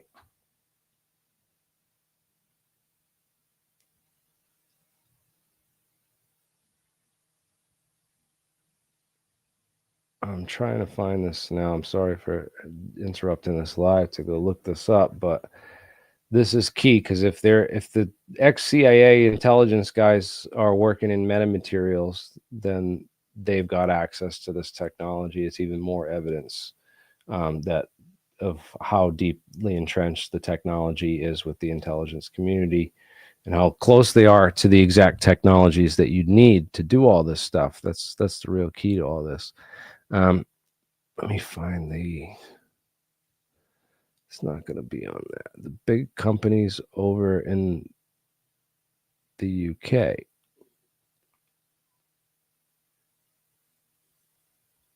I don't know where it is now, guys, but in any case, if I find that, I'll send it to you, Jack, and I'll do a deep dive special on that. I'll have to look back at the old one we Okay. did, because Can you hear sometimes me? Yeah, no, yeah. sometimes these connections get removed when they get exposed. No, so no, it's not. No, you're wrong about it. It's not. It could be a John. It's not this John Brennan. you don't think John so? Brennan's not a physicist. He would know a metamaterial from a piece of toilet paper. Yeah, I guess Not it him. might. He's not gonna, and he's not in England. He's in Texas, and yeah, he's on television. He's a major figure. He doesn't go work for a little English company in metamaterial engineer. He's not a scientist. So it's not Maybe him. But maybe it was another could be. scientist with the same Maybe name his I son was found. an engineer. It's not him. Okay, but is anybody asking any relevant? I want to question? ask you a question. Yeah, Yeah. we had a question about Stephen Greer, and what are your thoughts on Stephen Greer and future disclosures? All right. So mixed bag. Mixed bag. Uh, I used to have a pretty negative impression of Stephen for all kinds of reasons but in retrospect, my opinion has gotten more positive. Um, he doesn't understand physics very well, so he says a lot of the bullshit standard, scale of weapons and all this kind of, free energy, all this not stuff, which is, it's a distortion of what we have. But he claims also, I did know there were people who, when he talked about that incident with James Woolsey, who was director of the CIA, this was back like 30 years ago. There was and then also Edgar Mitchell. He said something about, I knew Edgar Mitchell, and he had kind of shoddy background, but he claims to have all these connections with these whistleblowers, and I tend to believe him on that. So we'll see. I mean, a lot of the things he says I agree with, but when it comes down to the physics, he's not a physicist, and almost everybody gets the physics wrong in terms of my standards. Right. So Yeah, it's not easy to change the paradigm in a new field like physics. So yeah, but in terms of what he's saying about the intelligence aspect, about the whistleblowers and the politics of it. Now I don't know if there's 100 underground bases. I do. Okay, he does say we have live aliens, underground bases, yeah. and I have independent corroboration of some of that. What about the free energy stuff? No, I think how do you think the UFOs are the UAPs or whatever are powering? Well, I have a whole thing about that. I'm working with Texas Space. I'm working with a bunch of PhD physicists. We basically solved that. I mean, we understand that the energy source is probably like a battery, Tesla battery. It doesn't need a lot of energy. That's If it's the a whole graphene balloon too, like if it's super lightweight vehicle, it could float there Okay, yeah, indefinitely okay, as well. There's okay. other technologies that can do some of these Okay, wait. capabilities. I have but some facts. I have facts. Just let me talk. The vehicle, an intact vehicle, which was described by Colonel Phil Corso on the day after Roswell and by Rick Doty, Cardinal 3. I happen to know with high degree of confidence, 95% 100%. I could always be wrong. I could always be. People could be lying to me, right? But I'm quite confident that I know of at least one such vehicle that's like roughly 10 meters in diameter, and it weighs about 3,450 pounds. So if you put in, and it's say average thickness of the fuselage, say is what, couple of inches. In any case, that would be very low density stuff. It's some kind of artificial material. In terms of the density, it's much less density than water. All right, and so so I know there's one vehicle like that which has anti-gravity. I have a military friend who flew it, who's a pilot of it. Okay, who I believe. And I'm pretty strict when it comes. And the point is this: it's exactly what I've been working on. And the reason I know about this is because the guy who gave me this information happens to have some science background at the PhD level too, and his job was to try to figure out the physics, and he couldn't. And then when he saw my stuff, he thinks he agrees with my general approach, which I'm working with Jose Rodal and all these other people at Texas Space, in Dallas. So the point is, again, these machines are alive. It's conscious artificial intelligence, right? Again, to go over this, I may be repeating myself, but basically 50 years ago, agents from the Central Intelligence Agency, the Air Force and the Army, they basically, this is when I was briefly at SRI with Hal Puthoff and Russell Targ and Edgar Mitchell and Brendan O'Regan, these guys. And they said, Jack, this one particular guy, I'll give his name, George Koopman, dead, actually probably murdered. Actually, George Koopman was kind of a eagle. He was like Livelsberger. He was one of these kind of Army spooks guys, and he died under weird. In fact, he died in a car crash about 4:00 in the morning on his way to Edwards Air Force Base at a rocket test. He was in control of these rockets. It was like in the 1980s, and it was in the New York Times. His family, actually, George Koopman's family was from the people who own the New York Times. There it is. There, George Koopman. Yes, this guy. Yeah, this guy.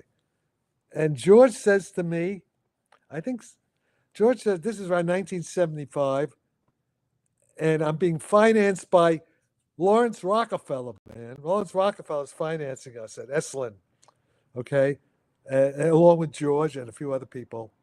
And George says, Jack, the CIA wants to know two things. The two most important things the CIA wants to know is, one, how does consciousness work? And two, how do flying saucers fly? This is like 1975, man, around Christmas time, 1975. Location, 1155 Jones Street, apartment building across from the Grace Episcopal Cathedral, which we had like 2 floors. We had a big complex there, paid for by a woman, Jean Lanier, who was the widow of the Stone Webster, big engine, like Bechtel, big engineering company, and she was a very close friend of Lawrence Rockefeller. Lawrence Rockefeller always would call her up, where she had like her own set of apartments, and she was paying for for me and Saul Paul Sarag, Brian Josephson from Cambridge, Nobel Prize, stayed there. We had a group, and we're down at Esalen. If you read the book How the Hippies Saved Physics by MIT professor David Kaiser, he describes this period. Okay, so and also yes. Oh, there she is. Yeah. Is that Lawrence Rockefeller? Yeah, Lawrence. That's Lawrence Rockefeller. He's also. I was trying to find the picture of him with all the Bigelow and all them, right? Oh well, see if there's anything about Lawrence Rockefeller and Bootsy Galbraith. Bootsy Galbraith, like John Kenneth Galbraith, but so she was married to Evan. Is that with Bootsy? Is Bootsy there? Is it there? So search Lawrence Rockefeller and Bootsy. Nothing comes up. Yeah, it's Marie. Oh, her name was Marie Galbraith. Marie. See if anything comes to Bootsy Galbraith.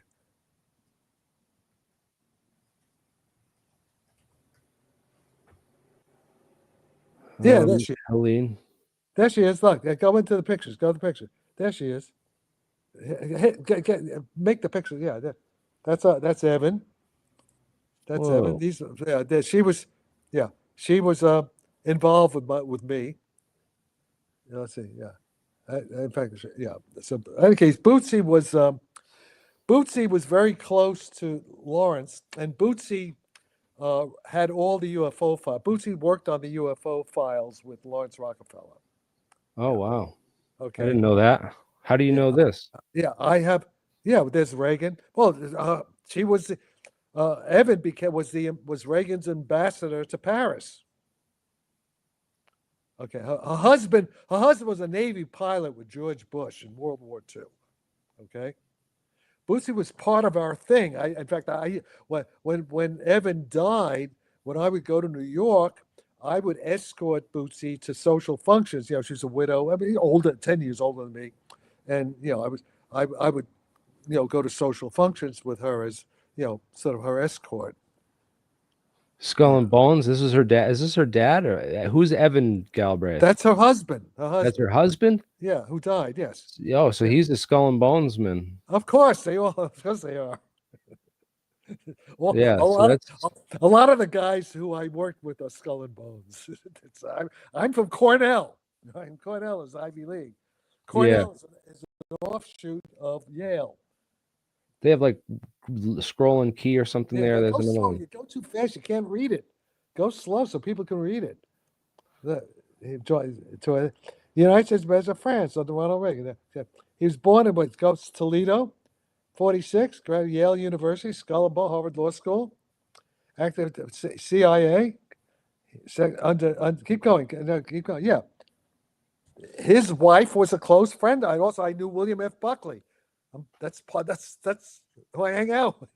Back base. Well, so okay, yeah, okay. I knew Buckley as a freshman at Cornell when I was 16 years old. I met Buckley when I was like 17. I was 17 years old. I knew William F. Buckley Jr. Okay. Wow. Okay, so all these people, Donald Rose, okay, I could tell you all kinds of stories about these people. These are the people. Those are my people. Okay. Yeah. Huh. Yeah. Right. Okay. So, yeah, I helped formulate strategic defense initiative for Reagan. It's a whole thing. It's read the hippie say physics. All there. Any case, Bootsy has all the when Bootsy knew that Belgian general, when Evan was American ambassador to NATO under George Bush W. She got all the information from the Belgian general about those triangles, that they're real. So she was heavy into UFOs with Lawrence Ryan, and she was a close friend of Kissinger. In fact, she lived very close to Kissinger. They would meet at least every week or once a month for dinner. And by the way, she's dead now. So she lived on off Lexington and 64th Street, and every floor had its own apartment. Her next door, the guy people above her was Bernie Maddox. It was Bernie Maddox, the guy who stole all money.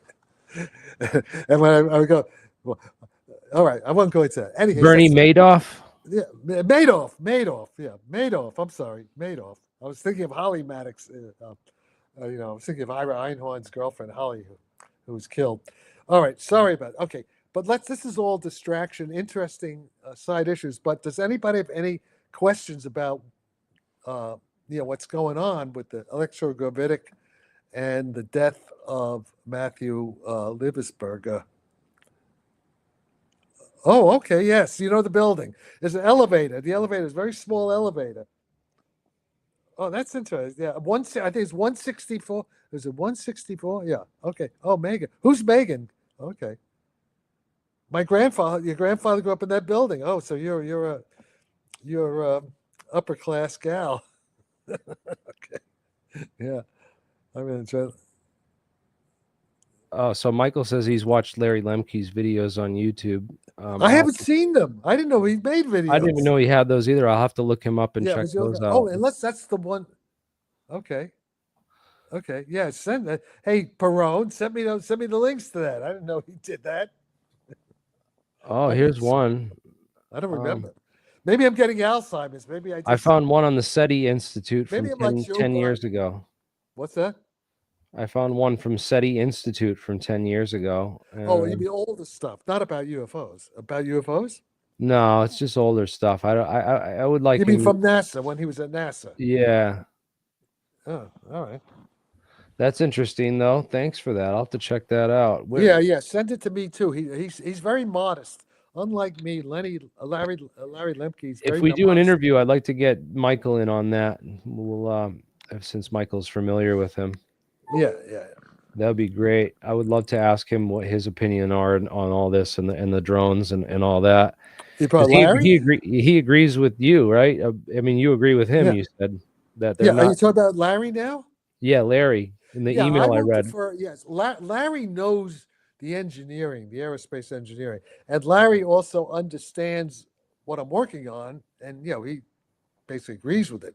I mean, about the basic ideas behind it. And also now Travis Taylor, I was told, Travis has not confirmed.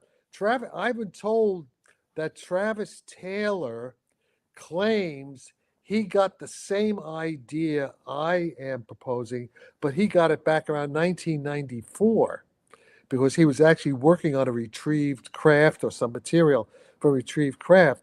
So he got the same idea of controlling the coupling in Einstein's field equation, maybe almost 20 years or 15 years, 17 years before I got it. He got it because he was actually, he has security clearance and he was part of that group working on it. So if that's true, that's good because it means that both Travis Taylor, who has, works with Jay Stratton, is a couple of PhDs, he's an Army brat, that it means that both, if that story is true, hasn't been confirmed, but if it's true, it means that Travis Taylor and Jack Sarfati, before we knew each other, each independently came up with the same basic explanation for UFO propulsion in terms of Einstein's general theory of relativity. In other words, to say it in language, in Einstein's field equation for how electromagnetism, Einstein's basically, I'd oversimplify, it's the electrogravitic field equation of Einstein 1915. The electrogravitic field equation. All right. And this right now, as far as I know, to the best of my ability, as far as I know, Travis Taylor and Jack Sarfati both independently came up with the same explanation for low power warp drive. When was this? What year would you say that was? I was told that Travis got it in the 1990s. Okay, that would make sense. That would make more sense to me, because that in the early 2000s, I mean, they were reporting these crazy drones parked over the battlefield in Iraq when we invaded Iraq. Well, maybe, yeah, but you see, the thing, there's also time travel. You can't tell because these things will be able to travel in time. See, if you control gravity. Well, then I don't know. So we don't know. That's crazy if they can travel in time, because then they. No, it's not crazy. That's physics. It could be before. Then it doesn't matter. Then nothing. Then it doesn't matters. Matter. I mean, the Nazis could have had it. They could have traveled back. Right. Maybe they like Nazis. Maybe they were from the Azov battalion. Who the fuck knows? It could be that the Nazis had this because the time travelers came back and gave it to the Nazis. And David Grush talks about Mussolini, right?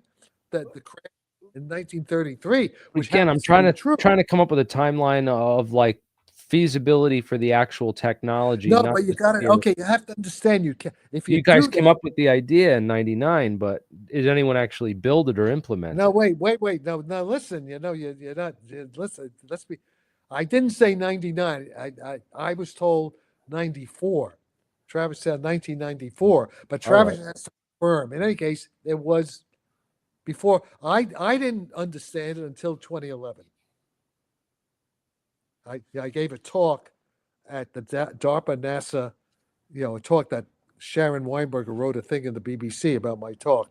I gave a talk about it. So that was 2011, October, and Larry Lemke was there. In fact, Larry and I flew back together on the same airplane from that meeting. Okay, and so oh no, we didn't fly back. I think we drove to the airport from Orlando back. Whatever. But Larry was there, and actually Eric Davis was there. So and Doug Trumbull. Any case, so How about Dr. Frank Mead? Have you ever met him before? who? Frank Mead? Yeah, I think I met him. Yeah, I think I did. He Yeah. was the guy Yeah, that taught Eric Davis pretty much, right? the name's right. The name's familiar. Okay. Yeah. Okay. Find him. No, I don't. No, I don't. This is not the I guy. don't. The name's familiar, but I don't remember. I can't associate the name with the face. Okay. So where are we at? Okay. I think he says he's an advisor at Kepler. Is he alive? Kepler still Is he- around? I thought Kepler disbanded. Their website what is says this? Frank Mead? 2025. How old is he? What is this? So what's he saying? Aerospace engineering from Pennsylvania State University, a MS mechanical engineering from Purdue, and a BS in mechanical engineering from. So I didn't know University of about. So Michigan. what year is this? What is this? He was a research scientist at Edwards Air Force Base. Yeah. This is 2025. Apparently, I thought Kepler went out of business last year or something. Hey, thanks for telling me. This is competition. What's this? Go slow. Go. You never heard of Kepler slow. Aerospace? This is our No. competition for sure. Oh, look at that. Look at that. Do they have? Okay. Let's see what they go. Read more. Go. See what they say. In astrodynamics. No, just go to astrodynamics. Gravity shielding. See what they say there. Let's see if it's bullshit or if it's real. So they're getting money from the government. Okay, let's see. Go slow. Go slow. Go slow. Let's see. Okay, it's just bullshit. There's nothing there. What's this pointing motor? Plasma flows. Okay, what's propellantless systems? Okay. Oh, wait, no, go to electromagnetic shield. No, go to gravitation. Let's see what they say about gravitation. Let's see if they know what they're talking about. Hit gravity. It doesn't go anywhere. Okay, it doesn't say anything. Gravity modification. I've talked to some of their guys. I mean, they had John Brandenburg on their team for a while. They got Tony Robertson. Yeah, but those guys, their physics isn't right. So No, I don't think. I could be wrong, but for what I've seen, their physics, they don't understand the physics. Let me just say, I can't find extensive. Research papers. Okay, let's see. Yeah, the plasma stuff I'm sure is okay. I'm not talking about the plasma. Okay, hit that Podkletnov. Hit Podkletnov. The Podklet. Hit that one. See what that is. Does that link anywhere? Is it live? No. it's oh, hold up. It opened in a What? new tab. I'm sharing the window, not the tab. Hold on. What's this thing? A possible gravity law. Here, watch These this. guys are probably getting government money, and it's all bullshit. This may be what. Okay, all right, okay.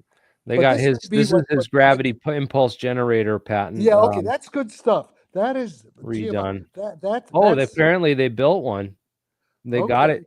Wow. Look at Hey, this. So send me all. They Okay, got this two is a- giant Van de Graaff generators hooked up to power this thing, and they got that. I don't know. Okay, so that has to be looked at. Oh wait, go slow. Oh wow, dude, look Yeah. at this! I Yeah, didn't no, even this is know the work- about this. This is the work of Giovanni Monesi in Italy. This is valid stuff, relatively valid stuff. Oh, that was Giovanni's experiment. Yeah, this is Okay. Giovanni. And Motor apparently needs. this guy, Martin Tajmar says he can't reproduce it. Who knows? I don't know. But I know I know about the theory here, a little bit about the theory. There's something there. I'm not rejecting that. No, That's not there it is. He's got it right in the There it is. the Yeah, Jim. sources. Yes. Okay. What else? Let's go back. Let's see what else they got. Let's see what All right. else they got. Let's keep Yeah, going. go. Morningstar Energy Box. That's that. This is bullshit. I mean, it might work. Okay, the GEM, even if it worked, I don't think it's anything. MET. What is the It could be- Nspires? okay. Let's see this possible gravity law. Let me see possible gravity law. Hit that. See what happens there. All right, I got to bring it back. Hold on. Yeah. So the thing is, are they getting DOD money for all this stuff? Okay, who's this by? Oh, Paul Murin. I know. Okay, this is Paul. This is Paul Murad. yes, I know him. He's a nice guy. He's dead, but this Yeah. is wrong. I mean, it's Mickey Mouse. It's not good physics. This is B team, C team. This is No, C D team. D team. No, I don't know. John Brand. I like John Brandenburg. He's. I cool like guy. John, but He's the point is, funny. John's an engineer, and he was when John's expertise is in plasma physics. It Yeah. doesn't translate well. It's into all the geometry. pointing vector stuff. This is tired. And there's stuff here. There is, some of this stuff properly done is correct. All right, I'd have to look. Okay, all right, I have to. Okay, there are what's called you can Okay, just stop for. Let me just say something. You can reformulate Einstein's gravity field equations in what's called the weak field limit, and you can make it look like Maxwell's equations to a certain degree. It's an analogy. It looks very much like it. So these are not electrodynamic things. And then you can mix it with electrodynamics. So I have to see. Let me see. Oh, does he have a scale? Is that a scalar field? Let me see. Is this what he's calling the scalar field? The S? What is his S? All right. I think that's the pointing vector is S. Oh, okay. All right. Yeah. All right. I have to look at it. Okay. This is not totally crazy. I have to see if the guy. Yeah, these guys got funding from DARPA. I know both of them did, and All right. so all right. Okay. Now, but now, do they talk about the coupling? You see, all this stuff. All this stuff. yeah. Where's G? they I'm trying to put in any find G. numbers for the coupling between electromagnetism and gravity. Do they have anything about coupling?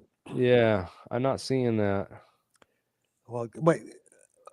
Go back to the beginning of the paper. Let's see if there's any. I want to see if there are any numbers. Are there any numbers in there? It's all equations. Go back to the very beginning. Go back. Or you could do a find. You could just say, see if they have a coupling constant. Yeah. They have G over C to the 4. What do they got here? Let me. Wait. Let's just. Go. No. Let me read the abstract. I can't. I don't read see it in there. So there's Move the it. abstract. Okay, There you go. Stop. And can you make it bigger?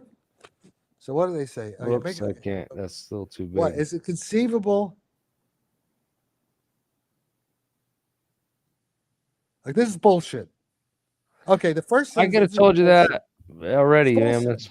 It's bullshit. It's technobabble. Wait, considering. Okay, the point. A president. All right. Okay. So a point. Okay. All right. The sentence about pointing at President Boat that sentence is kind of okay. Okay, that is okay. Obviously, it was that pointing consists of a cross product like fields. Right. Yeah. Where we got? All right. Where's the point? Well, it's sloppily. I mean, okay. There is a. Well, you're going too quick. I'm trying to stay on an idea. Okay. All right. I mean, this is. You can go with this. I mean, I just wanted to go through Kepler Aerospace's stuff and see if they had anything else. All right. No, okay. I'm trying to see if these guys know what they're talking about. Okay. Well, they're not very good writers. What is true? Electromagnetic Maxwell's equations has something called the pointing vector. You can recast Einstein's gravity equations with something like an analog to the pointing vector. Is that what they're talking about? What's the connection? In any case, okay. So we have to read the paper. I have to read the paper. Yeah. But there's nothing here about the strength. Yeah, I don't see anything. There's nothing here. Okay. Any actual constants or calculations done here that are give real results. Do you see any calculation of a number? In other words, the real issue is how much of an electromagnetic field stress energy density do you need to create a gravity field to cancel the Earth's gravity? And can you change the sign to actually make it anti-gravity? So, those are the issues. And can you do it with a small amount of electromagnetic stress energy density? So do they talk? They don't talk about that. Unless you talk about that, they don't have anything. Okay, let's see what else they got. Okay. So in any case, I'm glad we found this. I didn't know. I have to look at this. But actually, I have to get a guy like Jose Rodal and Nathan in and have them look at it. Yeah. Inan is the master at all that stuff. The Yeah. coupling. Okay, what else they talk? Okay, so these guys are getting money from the government for this stuff, but the physics in it, the gravity physics in it, is not 18. Okay, it's not. Yeah. So getting big money. They're getting big money, obviously, and some of this other stuff may be okay. I'm not. I'm sure they're. What's this? Aircraft field propulsive. Okay, hit that aircraft-like field propelled spaceships. Hit that one. You see that one? The third from the bottom. Okay. Oh, this looks interesting. Here, let me bring that up. Yeah, see what that is. Oh, Froning. Yeah. Oh, yeah. Same. Okay, Froning. And so, see what it says. What does it say? What does it say? Yeah, fine. McDonnell Douglas, 85 and 2005. Okay, but it's a conventional. It's a jet propulsion. It's what's this? What's this now? Wait. Let me just Go read slow. this. Go slow. George Miley. Yeah, wait. A 10-foot over shuttle. Okay, but George Miley. Eric Davis of Earth Tech, and then Paul. Yeah, but if Eric Davis doesn't even have a job, he's looking for a job the other day. All right, let's see. So this is the guy that Paul Sizzy is. This is the guy that works with Sal Pays. All right, keep going. Let's see. I think. Okay, but it's thrust. They're not. It's not warp drive. It's not warp. Okay, who knows what it is? All right. It's conventional propulsion, though. Yeah. It's not using. It's not the conversion of photons into gravitons. Okay. Oh, what's my Derek? Professor what? No, go slow. There's Eric Davis again. What does it say? All right. Okay, so this is whatever. So why isn't Eric Davis working with them? And why are they all looking at Frank Mead? Yeah, Frank Mead. Ever heard? Yeah. All the standard stuff. It's all, as far as I could tell, it's vaporware, a neutronic fusion power rocket. Okay, Mach 14. All right, man. It's okay. It's all. They're not okay. And then this thing went out 20 years ago. I mean, this was like okay. This is old stuff. This is old ramjet technology. Yeah, and maybe they have advanced stuff like this, but you know what? Meantime, the Russians have operational hypersonic missiles, and we don't. Yeah. So we don't. And the Russians spend 10% what we spend, and they have much better technology operation than we do. So what's the story? That's because they don't have good physicists working in the Defense Department. Yeah. All right. What's that? Wait, what's this? Here we go. Okay. Inertia reducing. As soon as I see that, I know it's bullshit. It's bullshit. Inertial reduction, huh? Yeah, Field reduction, then 0-point energy wait, extraction from the quantum vacuum. That's all bullshit. I mean, it'd be nice. I'm not saying. First of all, okay, there's a big difference between inertial with an L there and inertia without the L. Two different things, and they may be just being sloppy. By inertial, if they mean controlling the gravity field, okay, inertia means the rest mass, the mass. So when they talk about inertial mass reduction, right away that's bad physics, because they're also talking about pulling 0-point energy from the space around the vehicle to power it. That's bullshit. Yeah. Okay. Well, it'd be nice if you could do that, but do they show how to do that? No. Let's see. Do they have anything? Let me just see. Let's see. Maxwell's tensor equation for SU2. And that SU2 thing has been shown to be bullshit, but let's see. Yep. David Chester dug into this deep for us. Yeah. Oh, yeah. So it's wait, go slow. Yeah. So what this looks like, it's a bunch of techno babble. You know, it has some real physics, but they don't. I don't know. Too bad you don't have. Yeah, maybe so, but I don't care. That's regular. I don't. I'm not interested in that. That's bullshit. I mean, no, Yeah. not bull. I'm not interested in having a piece of iron move relative to air molecules, for which there's reentry, heat with friction.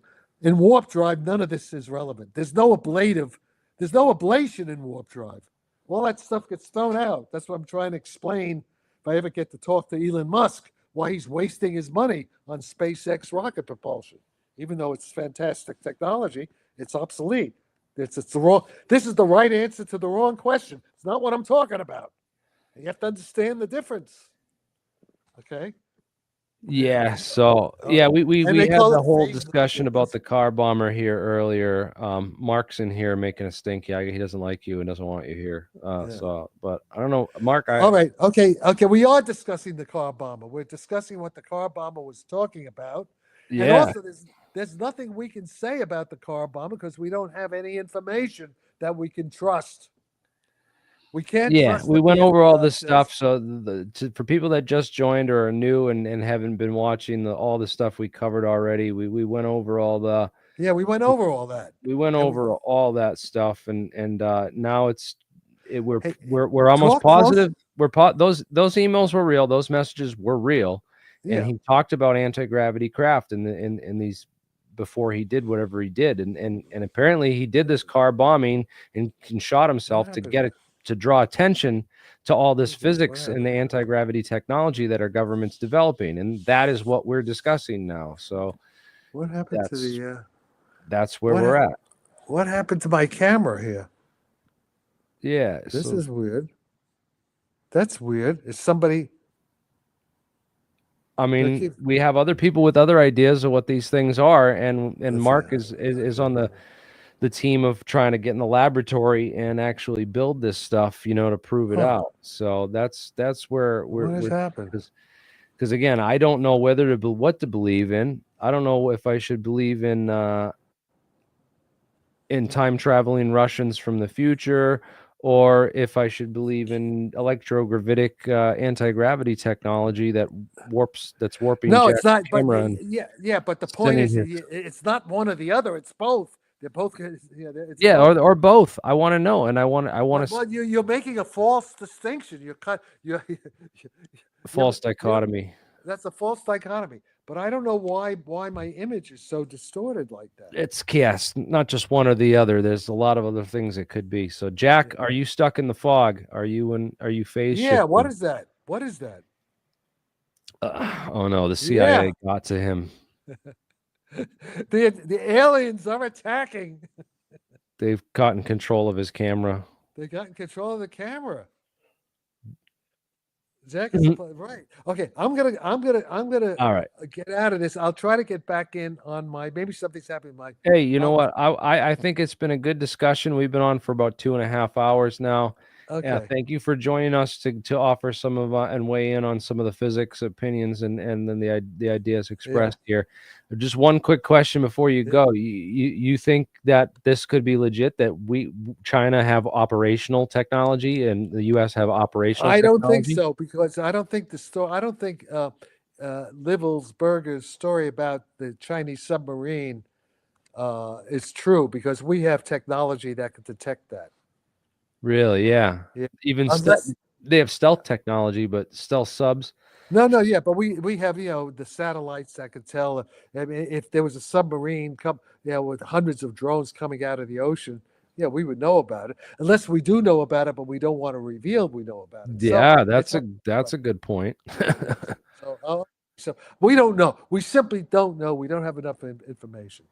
Well, I do know that the U.S. had developed something called the MPUAV Cormorant for Lockheed Martin. The Lockheed Martin Cormorant, it was built and developed by our Navy about probably it's 15, 20 years old now, this technology, if you go look it up. Well, it says 2008. So, yeah, maybe 10 years old. But still, we've had operational drone technology that launched from submarines and then returned Yeah, of course. to Sure. submarines.